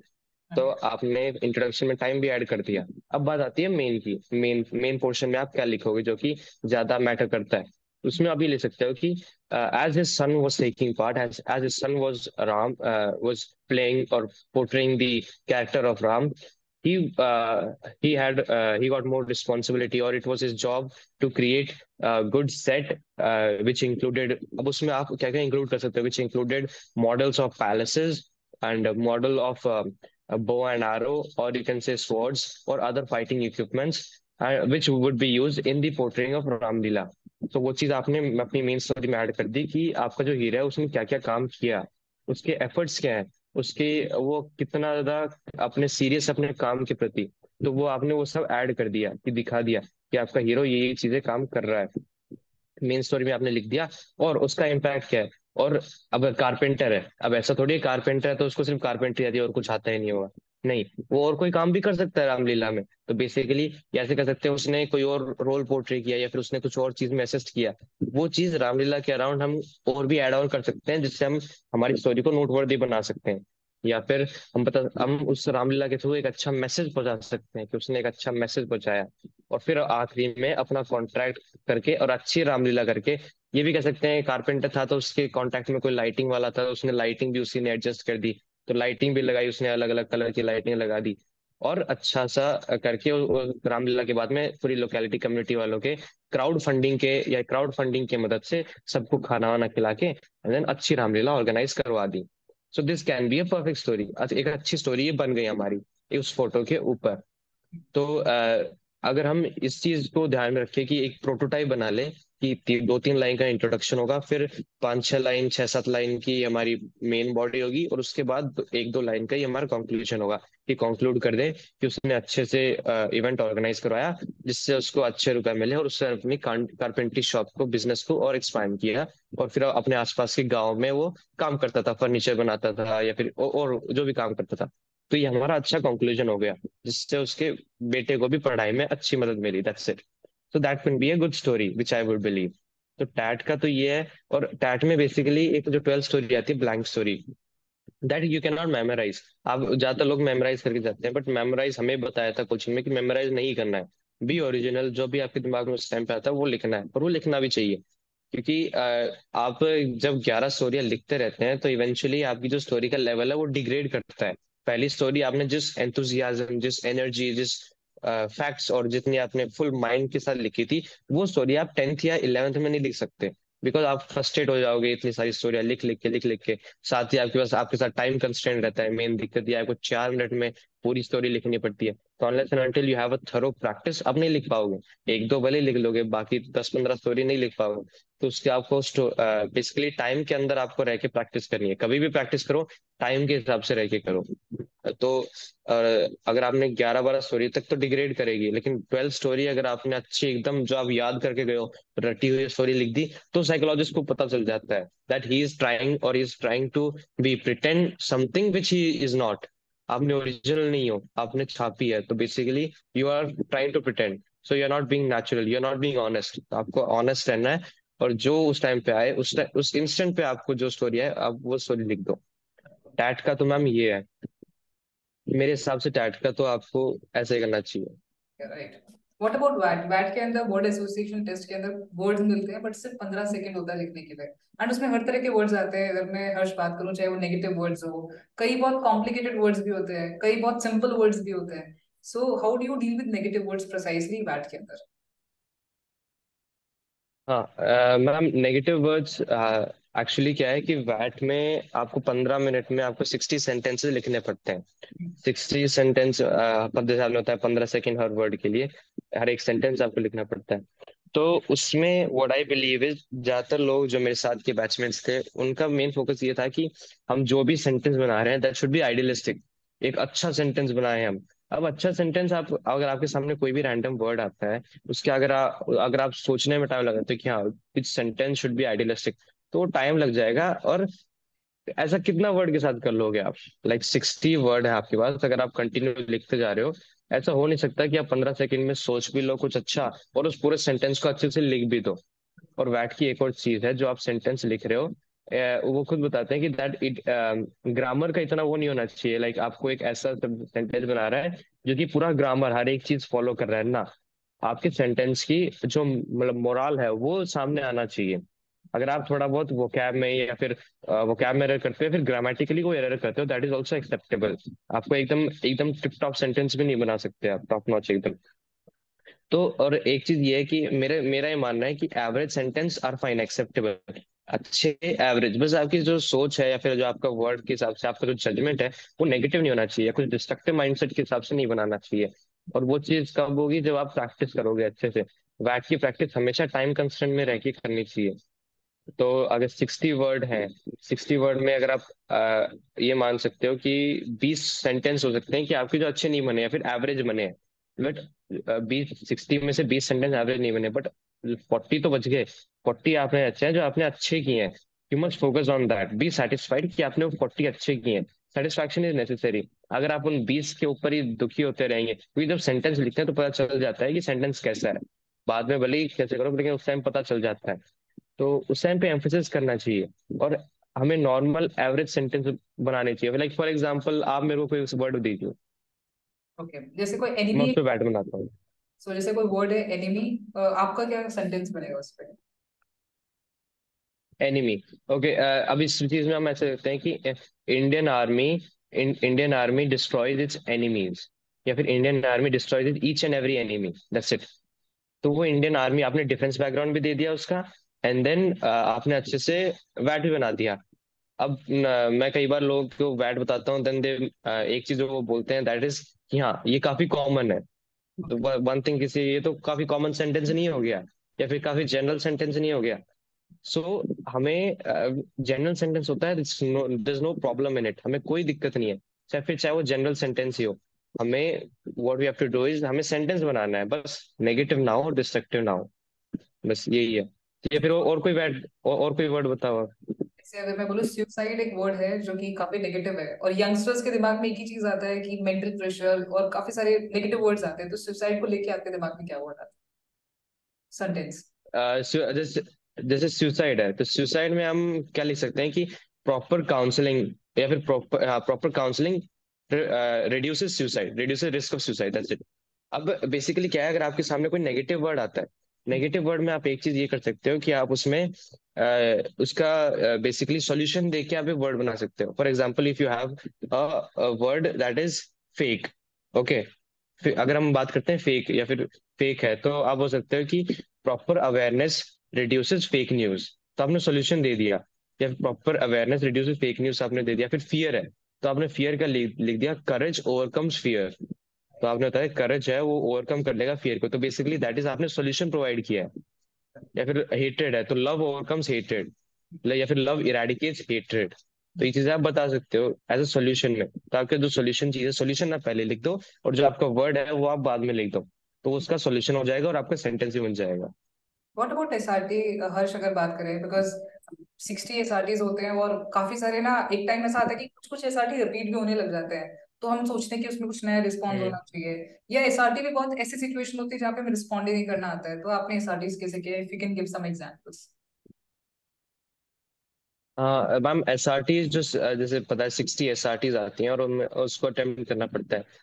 तो माना ही जाता है कि 45 प्लस, अगर 45 या 45 प्लस SRTs है then that's a good score. But वो उस टाइम पे देखा जाता है ना कि आप कैसी, आपके आगे कैसी SRTs आती हैं, उनमें आपको कितना टाइम लगता है सोचने में। तो मैंने जिस हिसाब से मैंने SRT की प्रैक्टिस की थी, जो करके गया था, तो उसमें मैं वहां पे 31-32 SRT कर पाया मैं, क्योंकि मैं हर एक SRT का डिटेल रिस्पॉन्स दे रहा था। दो तीन तीन लाइन का रिस्पॉन्स दे रहा था। तो मेरे को टाइम लगा उसमें, और मैं 31-32 SRTs कर पाया। But what I believe is, SRTs आप जितनी भी करो, आपके रिस्पॉन्स मैटर करते हैं उसमें क्या है। और एक चीज, SRT आपको कहीं भी छोड़नी नहीं है। अगर आपने SRT छोड़ दी, each and every SRT test certain type of quality, whether it is emotional intelligence या किसी भी टाइप की रीजनिंग एबिलिटी है, वो चेक करता है ईच एंड एवरी SRT। अगर आपने वो चीज छोड़ दी SRT, देन दैट मीन्स आप में वो जो जो एबिलिटी मांग रहा है वो SRT, आप में वो एबिलिटी नहीं है। या फिर आप उस एबिलिटी के क्वेश्चन आपके सामने जब भी आते हैं, आप लैग करते हो उस पर डिसीजन लेने में, या फिर आप उस पर रिएक्ट करने में, डिसीजन लेने में आप रिएक्ट करते हो। और आप घबराते हो, हेजिट करते हो, आपको टाइम लगता है। तो आपको कभी भी छोड़नी नहीं है SRT। जिस फ्लो में आप जा रहे हो उसी फ्लो में ईच एंड एवरी SRT करनी है। For example, if we have an SRT कि आप बस में जा रहे हो and then suddenly bus catches fire. This is general SRT, आप बस में जा रहे हो, अब बस कैचेस फायर। तो एक चीज, एक जो मिस्टेक जो ज्यादातर लोग करते हैं, दैट इज वो सिचुएशन को एक्सट्रीम लेवल पे इमेजिन कर लेते हैं। फॉर एग्जाम्पल, अगर बस में आग लग गई तो पूरी बस को ही आग लग गई, पूरी पूरी बस, सब कुछ जल गया, सीट भी जल गई, सब कुछ जल गया। But that's not the case. अगर आपके सामने कोई भी एक प्रॉब्लम आई है, then what you have to do is, आपको you have to assume the minor thing, सबसे जो छोटी चीज हो सकती है। छोटी सी आग, अगर आग लगी है देन या इमेजिन कि छोटी सी आग लगी है which can be extinguished with the help of fire extinguisher. हर बस में फायर एक्सटिंग्विशर होता ही है। तो आपको बेसिकली, अगर आप बस में आग लगी है, then what should be the normal common sense के हिसाब से क्या रेस्पॉन्स होना चाहिए, ये कि जो भी लोग हैं, पहले तो जो पेश जो भी मतलब जो लोग ट्रैवल कर रहे हैं, जो उन सबको पहले तो काम डाउन करना, क्योंकि पहले लोग हड़बड़ा जाएंगे। तो सबसे पहले first thing would be to calm them down.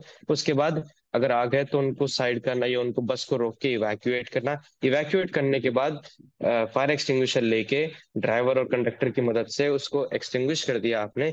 Extinguishing करने के बाद वापस उन सबको, मतलब जो लोग ट्रैवलर्स थे आपके साथ के, उन सबको वापस बिठा के and then continue the journey.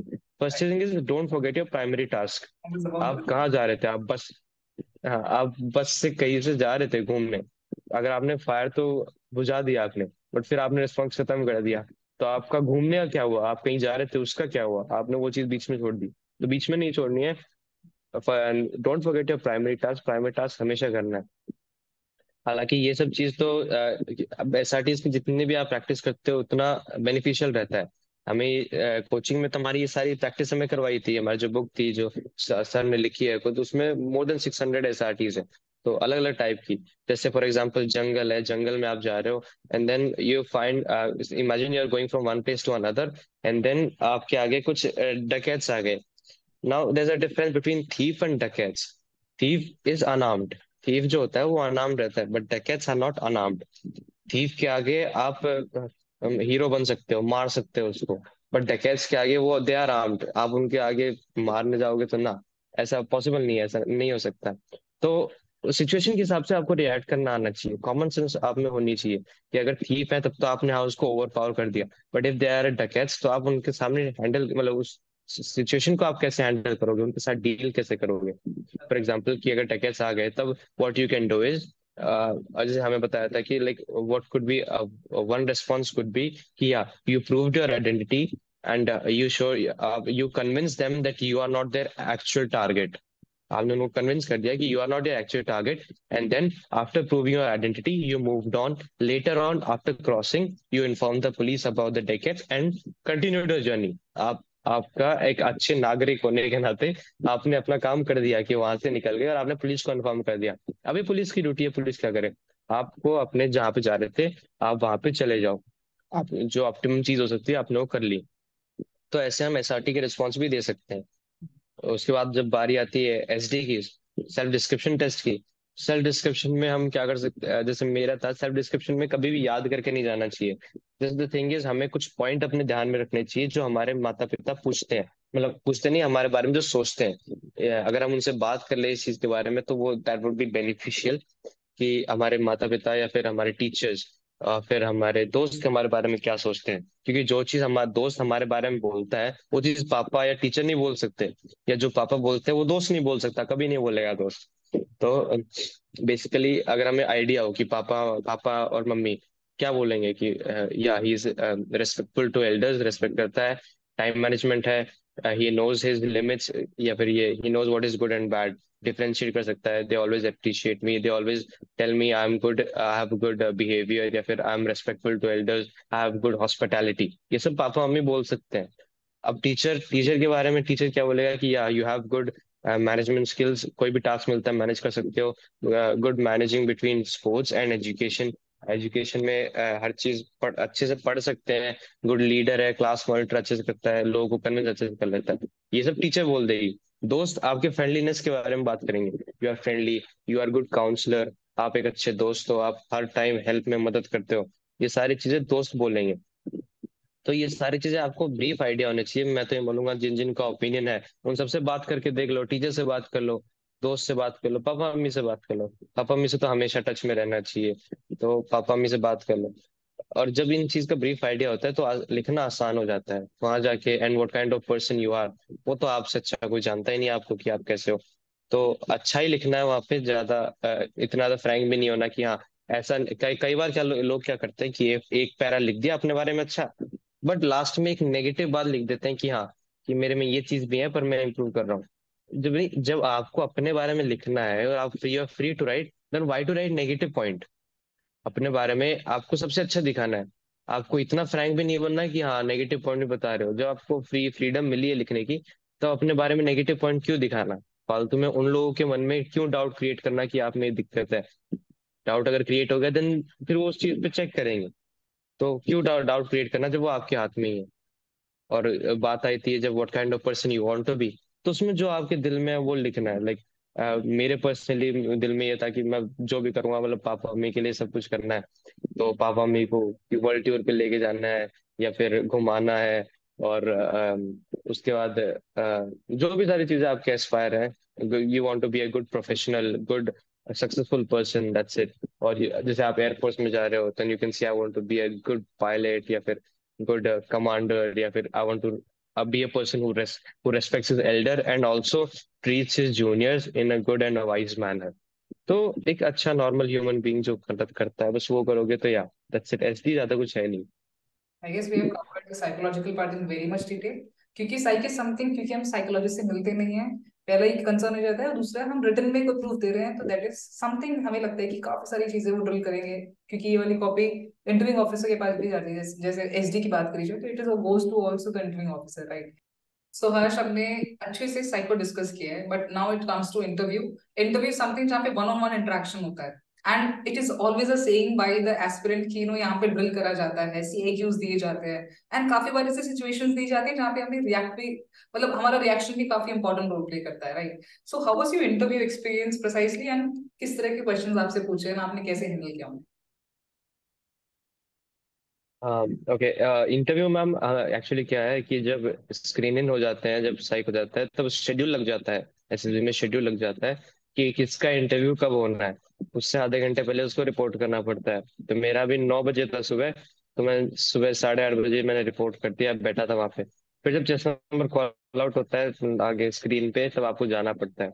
Right. फिर जैसे ही मैं अंदर रूम में गया, जहाँ मतलब जो असेसर मेरा इंटरव्यू ले रहे थे, उन्होंने पहले तो मेरे को बुलाया, क्योंकि वो आपके डॉक्यूमेंट्स और आपके जो अचीवमेंट्स होते हैं सर्टिफिकेट, वो पहले ही देख चुके थे कि आपकी फाइल पहले जाती है, आप बाद में जाते हो।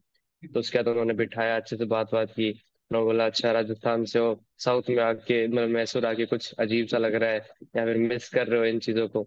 तो पहले नॉर्मल काम, आराम से बात की। And then he started with his CIQs। तो पहला CIQ वही था कि okay Harsh, tell me about your journey from class 8 onwards. वहां पे उन्होंने पूछा क्लास 8 ऑनवर्ड्स, 8 से लेके अब तक। And then your achievement, your marks, फिर आपने सब्जेक्ट कौन से चूज किए, फ्यूचर प्लान्स क्या है, ये सारी चीजें उन्होंने पूछा। कुछ दोस्त के बारे में पूछा, टीचर्स के बारे में पूछा, क्वालिटीज के बारे में पूछा, वो टीचर्स जिनको पसंद किया है, and the teachers who did not impress you much. तो और फिर फ्रेंड्स के बारे में पूछा, ये सब ओवरऑल पूछा। And what I believe, interview में your language is very important, कि आप किस हिसाब से बोल रहे हो आप। बिकॉज वो काफी ज्यादा इफेक्ट डालता है, अगर एक दो वर्ड भी आपने थोड़ा गलत बोल दिया, या फिर कुछ उस जगह उस वर्ड की जगह कुछ और वर्ड बोल दिया, तो वो काफी ज्यादा ग्रेट इम्पैक्ट क्रिएट करेगा। तो इट डिपेंड्स कि आपका चॉइस ऑफ वर्ड क्या है, कि आप अपनी डिलीवरी में कैसे चॉइस ऑफ वर्ड यूज कर रहे हो। तो यहाँ पे तो एक्चुअली क्या है, मैं मेरी एकेडमी तो हमने काफी इंटरव्यूज कंडक्ट करवाए थे। तो स्टार्टिंग में तो मेरा इंटरव्यू डिलीवरी भी काफी मतलब काफी हद तक अच्छी नहीं थी। तो लेकिन जब क्वेश्चंस पता, क्योंकि एक 3 टाइप के CIQs हैं जो कि श्योर है आना। For example first CIQ would be about your education, आपके टीचर्स के बारे में होगा, आपके दोस्त के बारे में होगा, आपके दोस्त की क्वालिटीज, आपके दोस्त में क्या क्वालिटीज जो आपको अच्छी लगती हैं, क्या क्वालिटीज आपको अच्छी नहीं लगती। टीचर्स, टीचर्स से आपने क्या सीखा, टीचर्स आप कौन सा टीचर आपका फेवरेट था, अगर वो फेवरेट था तो वही फेवरेट क्यों था, ये सारी चीजें। आपके फ्यूचर्स प्लान क्या है, आप apart from NDA, apart from defence आपके प्लान्स क्या क्या है, ये सारी चीजें थी। सेकंड CIQ आपकी फैमिली के ऊपर आने वाला है, आपकी फैमिली में कितने मेंबर्स हैं, सब क्या क्या करते हैं, आपकी सबसे ज्यादा बॉन्डिंग किसके साथ है, आपको जब भी when ever you feel difficulty आप किसको अप्रोच करते हो, उसी को ही क्यों अप्रोच करते हो, आपकी पॉकेट मनी कितनी मिलती है, आप उसमें कितना सेव करते हो, कितना इन्वेस्ट करते हो, आपका एक्सपेंडिचर क्या है, आपका डेली रूटीन क्या है। घर में अलग रूटीन, आपका स्कूल में अलग रूटीन होता है। And third CIQ would be based on your hobbies and interest. मेरे केस में उन्होंने थर्ड की जो CIQ हॉबीज एंड इंटरेस्ट, वो पहले CIQ में ही अटैच कर दिया था। तो हॉबीज एंड इंटरेस्ट पहले में ही कर दिया, क्योंकि PIQs उनके पास पहले चले जाते हैं। अब PIQ इज, जो आप लिखते हो PIQ में, उससे तो आपको लाइक 100% आपको श्योर होना चाहिए कि इसमें जो भी सवाल पूछा जाएगा उसका, because you will be responsible, आपने जो लिखा है उसके ऊपर पूछा जाएगा। और स्पेशली PIQs में सब सब कुछ मेंशन होता है, इवन योर OIR। तो टॉप राइट कॉर्नर में आपकी OIR भी होती है। अब मेरी OIR, मेरे को दिक्कत वहां पे थी क्योंकि मेरी मेरी OIR 3 थी। अब मेरे को कैसे पता कि मेरी OIR 3 है। तो उसमें क्या, साइकोलॉजिकल टेस्ट में हम जब जा रहे थे, हम सब लाइन बना के 48 लोग जो स्क्रीन हो गए थे, हम सब जा रहे थे। और मेरा कोइंसिडेंटली मेरा चेस्ट नंबर था 48, और सबसे सीनियर था, मैं तो सबसे पीछे था लाइन में। और आगे एक टेबल थी जिसके ऊपर सभी के PIQs फॉर्म फिलअप और सब में OIR भरी हुई रखे थे। तो मेरे को क्या था, और कोई होता जिसका कोई भी चेस्ट नंबर होता उसको तो ढूंढना पड़ता नाम के हिसाब से, चेस्ट नंबर के हिसाब से। मेरे को ऐसा कुछ नहीं था, मेरे को सिर्फ लास्ट वाला देखना था, क्योंकि मेरा लास्ट था। तो सिर्फ लास्ट वाला PIQ देखना, और उसमें टॉप राइट थी तो पूरा पेपर भी नहीं उठाना, साइड के कोने से थोड़ा सा उठाना था और पता चल जाता था। तो जब हमारा ग्रुप था, हमारा ग्रुप लास्ट था, तो लास्ट में ही मैं था। तो मेरे दोस्त बोले उठा के देख किसके कितने आए। तो मैंने सबसे पहले तो मैंने मेरा देखा, मेरा पता चला मेरे को मेरा OIR 3 आया था। तो OIR 3 आते ही तो एक बार तो डर सा लगा कि यार इतना गंदा OIR गिरा, OIR गया कि OIR 3 आ गया, 1 या 2 की एक्सपेक्टेशन थी, पर 3 आ गया, तो ये तो मुश्किल खड़ी कर देगा इंटरव्यू में। बट वो जो डर था उसको ओवरकम एक और चीज कर गई, वो ये था कि मेरा OIR 3 मैंने तो देख लिया, लेकिन मेरी टीम वाले ना देख ले, नहीं तो फिर वो चिढ़ाएंगे। फिर वो बताएं कि हाँ तेरा OIR 3 आया है, तो बार बार वो फिर उस सब पूरे 48 लोगों में सब में ये फैल जाएगी मेरी OIR 3 आया है, तो खासकर मेरे ग्रुप में। तो मैंने जल्दी से वो फ्लिप करके वापस नीचे रख दिया और दूसरी साइड देखने लग गया कि मेरे को तो पता ही नहीं, या ऐसे प्रिटेंड किया कि हाँ कोई ऑफिसर आ रहा है वो देख लेगा तो गलत इम्पैक्ट नहीं पड़ना चाहिए। तो मतलब मेरे को मेरा OIR पता नहीं। तो ओके। ओआर का केस तो ये था। बाकी जब पीआईक्यूज में आप जो जो फॉर्म जो जो सब कुछ डिटेल्स भरते हो, आपकी 3 प्लेस ऑफ रेजिडेंस की, क्योंकि आपको जो भी आप फॉर्म मतलब रेजिडेंस भर रहे हो, you must be 100% like clear about it. आपको पता होना चाहिए कि उसकी हिस्ट्री कैसे रही है, या फिर राइट। क्या क्या मोस्ट इम्पोर्टेंट चीज है उस चीज के बारे में, फेमस क्या है, खाने का क्या फेमस है। क्योंकि वो लोग कई बार क्या करते हैं, वो कुछ पूछ लेते हैं कि अगर मैं आपकी जगह पे आया तब आप मेरे को कहाँ कहाँ घुमाओगे, क्या क्या खिलाओगे। And specially if you are repeater, तो कई कई बार क्या करते हैं, टू चेक योर, आपको ज्यादा चेक करने के लिए वो क्या कर सकते हैं, ओके कहाँ कहाँ घुमाओगे वो बताओ, किधर किधर से लेके जाओगे वो बताओ, और उस समय कितना एक्सपेंस लगेगा वो भी मेरे को कैलकुलेट करके बताओ। तो right. That becomes a very hectic process, कि आपको सब कुछ बताना है कि आपका मोड ऑफ ट्रांसपोर्ट क्या होगा, आपका एक्सपेंडिचर कितना लगेगा। तो हालांकि फ्रेशर्स के लिए interviews actually calm and compose. उनको लगेगा कुछ है, then they will grill about it, या फिर उनको ज्यादा एम्फोसिस करेंगे। मेरा इंटरव्यू 1.5 घंटे चला था, तो मेरे बारे में वो पूछी जा रहे थे, पूछे जा रहे थे। और बेसिकली एक और चीज ये है कि एक जो चीज मेन, जो ज्यादातर सिविलियन बैकग्राउंड से जो दिक्कत आती है, वो है मिलिट्री अवेयरनेस की। राइट। मिलिट्री अवेयरनेस में आपको क्या करना पड़ता है कि आपको सिविलियन बैकग्राउंड से हो तो आपको पता नहीं कि एयरफोर्स के बारे में कितनी नॉलेज होनी चाहिए, क्योंकि आप जिस चीज के लिए अपेयर हो रहे हो, जिस चीज को आप ज्वाइन करने की, आप because you are an aspirant, थोड़ा राइट। तो आपको नॉलेज होना चाहिए। तो मैंने भी फाइटर एयरक्राफ्ट का काफी नॉलेज लिया था। तो मैंने एज ए सिविलियन होने के नाते मैंने ज्यादा पढ़ा था कि हाँ ज्यादा पढ़ना पड़ेगा, और अगर कुछ भी पूछेंगे तो सब कुछ बताऊंगा मैं, ताकि इम्पैक्ट अच्छा पड़े। तो क्या किया मैंने, I started with theater commands, and then after that radars, each and every type of radar। फिर मैंने मिसाइल तैयार की, अग्नि मिसाइल, त्रिशूल मिसाइल, फिर मिसाइल डिफेंस प्रोग्राम, पृथ्वी मिसाइल, उसके डिफेंस हर एक जो इंडिया में बना है वो इंडिया से इंपोर्ट किए हैं, वो सारी चीजें। उसके बाद मैंने ड्रोन्स के बारे में पढ़ा। ड्रोन्स के बाद मैंने अलग अलग जो एयर अवाक्स के बारे में पढ़ा, एवाक्स एयरबॉर्न वार्निंग एंड कंट्रोल। हाँ, वार्निंग लाइक उसको एयरबॉर्न वार्निंग पहले से पता चल जाता है, वेदर 400 किलोमीटर के रेडियस में कोई एयरक्राफ्ट है या फिर एनिमी एयरक्राफ्ट है। तो वो सब जो कि इंडिया में IL-78 ट्रांसपोर्ट एयरक्राफ्ट के ऊपर लगा है। तो ये सारी चीजें पढ़ी मैंने। सब कुछ न्यू था मेरे लिए, तो पढ़ना पता। और काफी मतलब पहले तो मैंने नोट्स बना लिए। नोट्स बना रहा था तब तो मैं बहुत खुश था, हाँ अच्छा पढ़ने को मिलेगा, ये भी ये पढ़ेंगे ये पढ़ेंगे। पर नोट्स बनाने के बाद जब रिवाइज करने का टाइम आया तो बहुत मुश्किल हुई, बट करना था। तो रडार्स के बारे में ये सब करने के बाद फिर मैंने आया फाइटर एयरक्राफ्ट के ऊपर। फिर मैंने लिखा, और इतना खुश था मैं, फिर मैंने लिखा सुखोई Su-30 MKI। उसके ऊपर मैंने 2 पेज के नोट्स बनाए, सब कुछ पढ़ दिया सुखोई के उसकी उसकी वर्किंग कैसे है, क्या क्या है, उसके एवियोनिक्स कैसा है, उसके अंदर रडार क्या लगा है, उसके अंदर वॉरफेयर सिस्टम क्या है, उसकी रेंज क्या है, कौन कौन सी मिसाइल लग सकती है, उसकी हाइट लेंथ विंग स्पैन क्या है, उसका उसका मतलब उसका जो इंजन है वो तक कौन सा है, ट्विन इंजन है या ट्विन सिंगल सीटर है, ये सब चीजें। Like even I still now remember कि सुखोई जो है that produces 123 kilo newton of thrust with after burners. तो ये सारी चीजें याद कर ली। राफेल का भी याद कर लिया, ऐसे 2-2 पेज का। मिग का याद कर लिया, जैगवार, तो सभी फाइटर एयरक्राफ्ट का याद कर लिया। उसके बाद ट्रांसपोर्ट एयरक्राफ्ट याद किए, हेलीकॉप्टर्स याद किए। तो ये सारा चीजें कुछ 40-50 नोट्स मैंने तैयार कर लिया था एकदम। क्योंकि आपको कोई स्पून फीड नहीं करने वाला, तो विकिपीडिया या फिर अलग अलग सोर्सेज से, अलग अलग से सारी चीज में नहीं उठा सकते आप। इंटरनेट पे अवेलेबल बहुत कुछ है, तो आपको कलेक्टिव कुछ उठाना पड़ेगा। तो वो सब मैंने काफी रिसर्च करने के बाद उठाया, और 40-50 पेज के मैंने नोट्स बना लिए कि अब तो मेरे से जो पूछा जाएगा वो सब बता दूंगा मैं। इंटरव्यू में जाके बैठ गया। तो फिर मैं वेट कर कोई पूछे।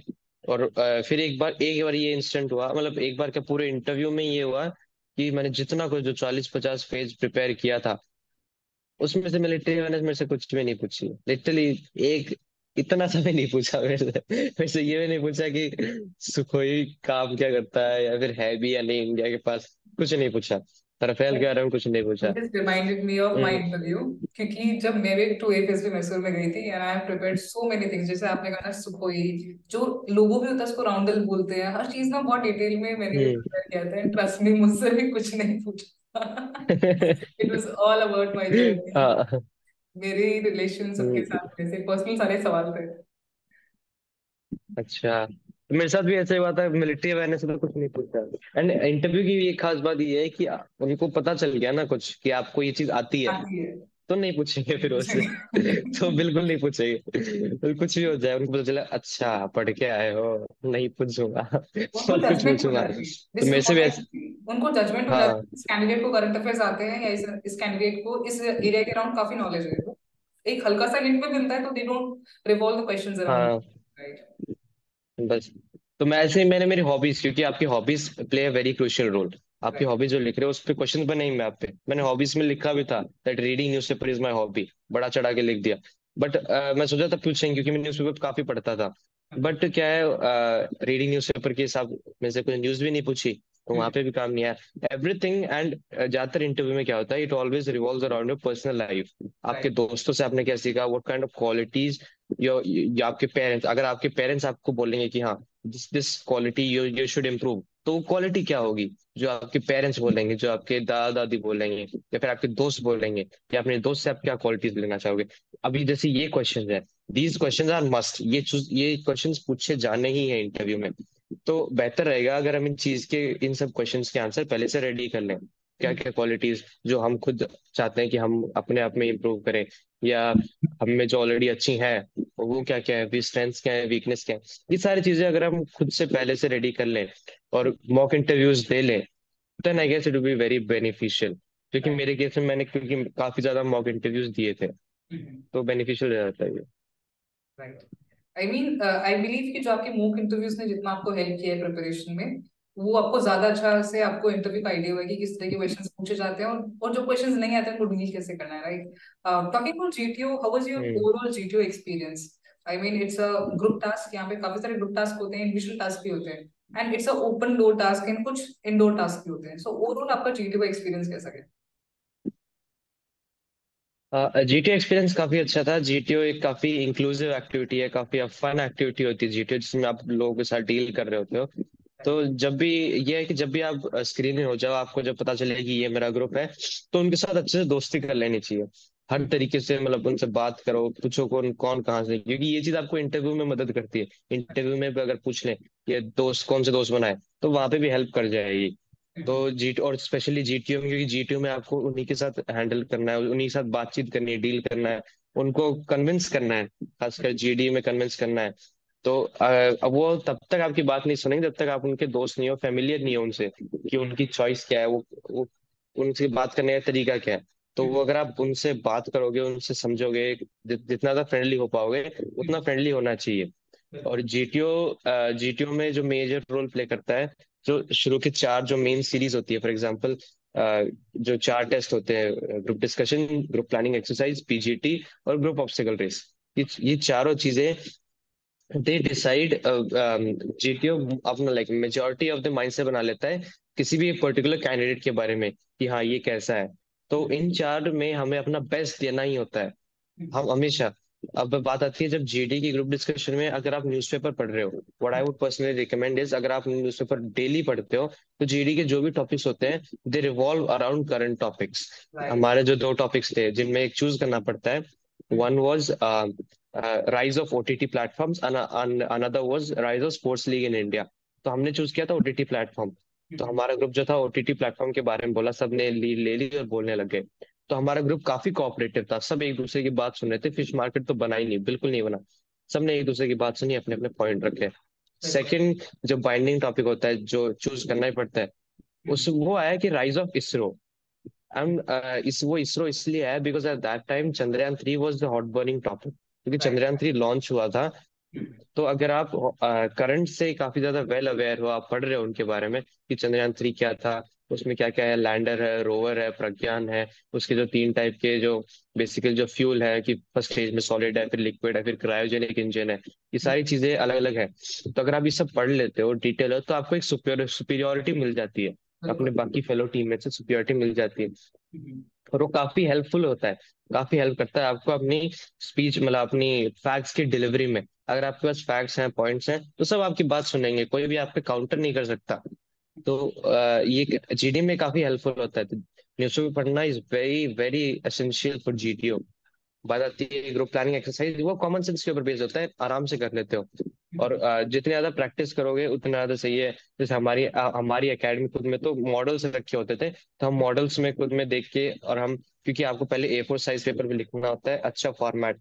मैंने जीपीई का एक, हालांकि जीपीई का फॉर्मेट नहीं होता, कोई कुछ भी फॉर्मेट से लिख सकते हो, बट मैंने एक फॉर्मेट बता लिया था कि पहले इंट्रोडक्शन देंगे, उसके बाद हम अपने जो जो मतलब टीम को डिवाइड करना है, मैंने हर एक टीम को नाम दे दिया। For example this one is team alpha, team beta, team gamma. तो टीम अल्फा ये काम करेगी, इतने काम तक ये काम करके आ जाएगी। टीम बीटा ये काम करेगी, उसका ये काम इतना इतने टाइम में खत्म हो जाएगा। तो अगर आप उसमें पेपर में अच्छे से लिख देते हो, तो वो भी एक अच्छा इम्प्रेशन डालता है जीटीओ पे। ये चीज बेनिफिशियल हो सकती है जीपीए में। बात आती है पीजीटी की। पीजीटी में क्या होता है कि पीजीटी में आपके सामने चार सीरीज होती हैं, आपको हर एक स्टेज से क्रॉस करके जाना होता है, आपके पास कुछ रिसोर्सेज होते हैं। तो पीजीटी इज मोस्टली अबाउट आपका कितना आपका कितना एक्सपीरियंस रहा हुआ है, और आपका कितना आपने जो पहला मतलब जो आपका पहले से आप कि पहले की लाइफ में आपने आप अवेयर हो या नहीं उन चीजों से, आपका एक्सपीरियंस कितना है। आप बाहर निकले हो या फिर घर में रहे हो, कि आपको कुछ एक्सपीरियंस नहीं है, कि आपका दिमाग कैसे लगाना है। अब लॉजिकल हमारे तो अकेडमी में, हाँ एग्जैक्टली आप बल्ली फट्टा कैसे रखना है, वो सब लॉजिक के ऊपर ही है। अगर एंगल में सही तरीके से नहीं रखा, कि लोड को अगर बैलेंस कर ही नहीं पा रहा है, तो उसमें लॉजिक कहाँ है? फिर तो आपने लॉजिकल नहीं सोचा, बिल्कुल नहीं सोचा। तो ये जब तक आपको इस चीज की प्रैक्टिस नहीं है तब तक नहीं आता। तो ऐसे ही प्रैक्टिस मैं भी करके गया था। हमारे जो एकेडमी का जो खुद ग्राउंड था, हम वहाँ पे प्रैक्टिस करते थे। वहाँ पे पीजीटी था, हर तरह के ऑब्स्टिकल थे। तो प्रैक्टिस की हमने, और अच्छे से प्रैक्टिस की, क्योंकि बेसिक आपका आइडिया है कि आपको आइडिया लगाना आना चाहिए। ऑब्स्टिकल्स आपको कहीं पे भी सेम नहीं मिलेंगे। जो 2FSB के मैथ्स हो रहे हैं वो आपको कहीं नहीं मिलेंगे। तो आपको आइडिया आना चाहिए कि मैं कैसे फलक्रम बना सकता हूँ और कैसे ऑब्स्टिकल को क्रॉस ओवर कर सकता हूँ। और पीजीटी में जितना ज्यादा हो सके, अगर आप लीड करोगे, दैट वुड, लीड करना काफी अच्छा रहता है, क्योंकि अगर आप सिर्फ ऑर्डर फॉलो कर रहे हो अपने टीममेट्स का, that is also fine. But अगर आपका खुद का इनपुट नहीं है, इनिशिएटिव नहीं है, तो फिर आप जीटीओ से कैसे एक्सपेक्ट कर सकते हो कि वो आपको रिकमेंड करे? जब तक आप पीजीटी में आगे बढ़ के इनिशिएटिव नहीं लोगे, आप अपने इनपुट नहीं दोगे, अपनी नॉलेज नहीं दिखाओगे, क्योंकि काफी बार ऐसा होता है टीम पूरी की पूरी टीम स्टक हो जाती है। हमारी टीम स्टक हो गई थी किसी ऑब्स्टिकल में, नहीं आता। उस टाइम पे अगर आपने अपना आइडिया दे दिया और वो काम कर गया, देन या यू आर द हीरो। तो बस पीजीटी में निकल जाओगे आगे आप। और एक चीज जो मैं बताना चाहूंगा कि one thing that is command task. Command task में क्या होता है कि आपको जीटीओ क्लोजली मॉनिटर करता है। तो उसमें एक चीज ये होती है कि आपका अपने सबॉर्डिनेट्स के प्रति आपका ट्रीटमेंट कैसा है, वो चीज देखा जाता है। जैसे मेरे सिचुएशन में क्या हुआ था कि मैंने प्लैंक रखा, उसके ऊपर मैंने बल्ली रख दी, और मैंने उसको बल्ली को पकड़ लिया, और मैं खुद प्लैंक पे बैठा था, ताकि स्लेब स्टेबल रहे। बट क्या हुआ कि मेरा जो सबॉर्डिनेट था उसने प्लैंक पीछे से पकड़ लिया।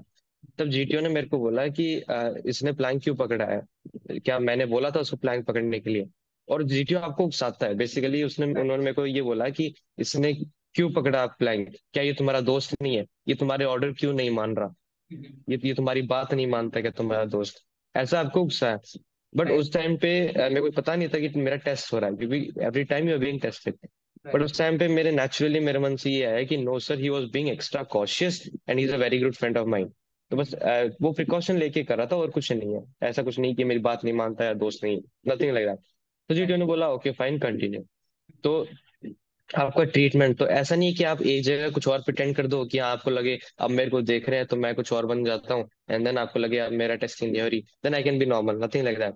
तो आप जैसे हो be like that, don't pretend. Pretend मत करो, क्योंकि अगर उनको लगा कि डाउट है, तो फिर आपको और ग्रिल या रोस्ट करेंगे अलग अलग चीजों में। तो that would be more hectic as compare to कि आप जैसे हो नेचुरली वैसे रहो। कमांड टास्क में या फिर पूरे जीटीओ में, आईओ में बेसिकली आपका करेज देखा जाता है, स्टैमिना देखा जाता है, करेज देखा जाता है। स्टैमिना के लिए आप रोज प्रैक्टिस कर सकते हो, रोज आप रनिंग कर रहे हो तो आपका स्टैमिना अच्छे से बिल्डअप हो जाएगा। तो करेज, आईओ में डजेंट मैटर कि आपने आईओ कितने किए हैं। ऐसे भी लोग हैं जो सिर्फ 2 या 3 इंडिविजुअल ऑब्स्टिकल करके भी रिकमेंड हुए हैं, और ऐसे भी जिन्होंने 13-14 आईओ किए हैं, बट फिर भी वो कॉन्फ्रेंस आउट हो गए। सो व्हाट मैटर्स इज आप अपने आईओ, अपने फिगर या फिर अपने बॉडी के हिसाब से चूज कर रहे हो कि कौन सा सुटेबल रहेगा, और आप उसको करेज के साथ कर रहे हो, डर रहे हो या नहीं। वो देखा जाता है। बिल्कुल। और अगर हम बात करें सीपीएसएस के बारे में, because once you get recommended you are being eligible for CPSS, so what do you think कि obviously you have gone through the process, so according to your experience share your journey of CPSS precisely, because वहाँ पे भी 2 test conduct होते हैं and as far as I know recommended candidates के अंदर सारे CPSS clear नहीं कर पाते हैं, बहुत कम लोग होते हैं जो सीपीएसएस क्लियर कर पाते हैं, तो आपका एक्सपीरियंस कैसा रहा? हाँ, तो जैसे आपने बोला कि सारे लोग क्लियर नहीं पाते, वो एग्जैक्टली ट्रू है, बिकॉज मेरे केस में भी हम 7 लोग रिकमेंड हुए थे आउट ऑफ 48 जो उसकी स्क्रीनिंग हुए थे, 7 लोग रिकमेंड हुए। 7 में से भी एक तो चश्मा पहनता तो सीपीएसएस के लिए एलिजिबल नहीं था। बाकी जो 6 बचे, 6 में से 3 लोगों ने सीपीएसएस क्लियर कर पाए और 3 नहीं क्लियर कर पाए। तो CPSS is yes, CPSS clear करना या फिर फ्लाइंग ब्रांच ज्वाइन करना सबका सपना होता है। तो सीपीएसएस हम कैसे क्लियर कर सकते हैं? सीपीएसएस 2 केस में, मतलब 2 टाइप में डिवाइड होता है। First is cognitive aptitude test, जिसमें आपके आगे स्क्रीन होगी और आपको क्या है, आपको पहले ब्रीफ, अच्छे से ब्रीफ कर दिया जाएगा कि आपके आगे कुछ इंस्ट्रूमेंट्स होंगे, मतलब एयरक्राफ्ट के कुछ इंस्ट्रूमेंट्स होंगे, और उनको देख के आपको जज करना है कि आपका जो प्लेन है वो ऊपर जा रहा है, नीचे जा रहा है, या फिर उसकी ओरिएंटेशन कैसे है। और एमसीक्यूज आपको टिक करने हैं कि स्पीड क्या है उसकी, टिल्ट कर रहा है किस साइड, बैंक बना रहा है तो किस साइड बना रहा है। ये सब चीजें आपको, first is cognitive aptitude test, तो उसमें आपको ये सब चीजें करनी पड़ेंगी। और उसके बाद आपकी बेसिक रीजनिंग, मैथ के सवाल, और शेप्स के, मतलब शेप्स के अकॉर्डिंग सवाल कुछ आएंगे कि कौन सी शेप मैच मैच करती है। बेसिक रीजनिंग के सवाल आएंगे, इंग्लिश के कुछ सवाल आएंगे। ये कॉग्निटिव एप्टीट्यूड जो कि आसान होता है। और हमारे केस में भी काफी लोग, मतलब हमारे साथ के अलावा भी काफी लोग आए थे अलग अलग बोर्ड से, क्योंकि सीपीएसएस गांधीनगर में नहीं है, तो गांधीनगर वाले हमारे पास आए थे सीपीएसएस देने। तो वो तो सबने क्लियर कर लिया, कॉग्निटिव एप्टीट्यूड टेस्ट सबने क्लियर कर लिया, आसान होता है वो। बात आती है सेकंड वाला, that is second is psychomotor test, psychomotor battery test. तो इसमें क्या होता है, एक कॉकपिट का जो मॉडल होता है उसमें हमको बिठाते हैं, and then we have pedal in front of us और एक जॉयस्टिक होती है। इसको लेके हमें अलग अलग सीरीज ऑफ गेम्स खेलने पड़ते हैं, और उनमें हमें स्कोर करना पड़ता है बेसिकली। तो उनमें हम क्या करते हैं कि ब्रीफ, वो भी ब्रीफ तो हमें कर देते हैं कि कैसे सॉल्व करना है या फिर कैसे गेम खेलना है। और उसमें 3 ट्रायल मिलती हैं, तीनों ट्रायल में से जो बेस्ट होता है वो काउंट की जाती है, जिसमें सबसे ज्यादा स्कोर होता है। स्कोर हालांकि डिस्प्ले नहीं होता स्क्रीन पे, बट वो कंप्यूटर बेस्ड है, वो सब कुछ होता है। तो हमें कॉग्निटिव तो नहीं, बट साइकोमोटर में अगर पहले की प्रैक्टिस हो, क्योंकि पेडल पेडल से आपका जो कर्सर होगा वो लेफ्ट राइट मूव करेगा, और आपकी जॉयस्टिक से ऊपर नीचे मूव करेगा। तो कई बार हमें अगर आगे जो कर्सर है उसको लेफ्ट राइट ले जाना है, तो हम कई बार जॉयस्टिक को ही लेफ्ट राइट मूव कर देते हैं, जबकि उससे जाएगा नहीं, पेडल से जाएगा। तो अगर उसकी प्रैक्टिस हो, देन या इट वुड बी बेटर। जैसे मैं तो प्रैक्टिस करके गया था हमारी एकेडमी में, मैं तो सीपीएसएस की भी प्रैक्टिस करके गया था। तो मेरा मेरा तो कोऑर्डिनेशन बैठ गया था, पेडल का भी और जॉयस्टिक का भी। तो मेरे को तो हालांकि इतनी डिफिकल्टी नहीं आई। बट एक और चीज है कि इतना तो डिफिकल्ट भी नहीं होता जितना मानते हैं। अगर आपको नॉर्मल बाइक राइडिंग या कार राइडिंग आती है, नॉर्मल आपको कोऑर्डिनेशन आता है, वो बैठ जाएगा। और ऐसा भी नहीं है कि डिफिकल्ट टेस्ट है तो उसका जो कट ऑफ जाती है वो भी ऊपर है, नहीं। नॉर्मल कट ऑफ है कि अगर आपने नॉर्मल बेसिक गेम खेल रहे हो तो भी आपका क्लियर हो जाएगा सीपीएस। तो मेरे केस में ऐसा था। हालांकि जो ज्यादा लोग क्लियर इसलिए नहीं कर पाते क्योंकि कुछ तो उस टाइम पे क्या है कि हड़बड़ाहट से, क्योंकि हेजिटेशन होती है कि हाँ, this one moment will decide whether आपकी पूरी लाइफ में आप चीज उड़ा पाओगे या नहीं उड़ा पाओगे, क्योंकि सीपीएस वंस फेल, आप फिर कभी नहीं दे सकते सीपीएस। तो कहीं कहीं वो हेजिटेशन होती है, उसके कारण मैं मानता हूँ ज्यादातर लोग क्लियर नहीं कर पाते। नहीं तो सीपीएस आसान होता है। तो अपने आप को उस टाइम पे काम रखना है, जितना ज्यादा काम हो सके, और फिर सॉल्व करना है, मतलब फिर सारे गेम खेलने हैं। हर्ष, अगर देखा जाए तो you have been recommended and now CPS is also included, and now is the time you are planning yourself, waiting for the merit list, medical clear है. We are so proud of you. Firstly, I want to say that because ultimately it's a very long journey, and वहाँ पे calmness के साथ चीजों को execute करना वो पहले attempt में takes a lot of courage. And for this age, especially, I would definitely say कि you're meant to be pilot. जो intuitions थे आपके, they are coming through. And we have come to an end, thank you. Harsh, and बहुत सारे लोग हैं जो आपको देख रहे होंगे आज इंटरव्यू के अंदर, and I want you to suggest something to them, because ultimately aspire तो काफी सारे करते हैं, बट कहीं ना कहीं सेल्फ डाउट रहता है, एंड सेल्फ बिलीफ भी डगमगा जाता है एक टाइम के बाद कि समझ नहीं आ रहा है कि सही डायरेक्शन में जाने की नहीं जा रहे हैं. Do you want to suggest something to the aspirant who are watching you right now? Yes, sure.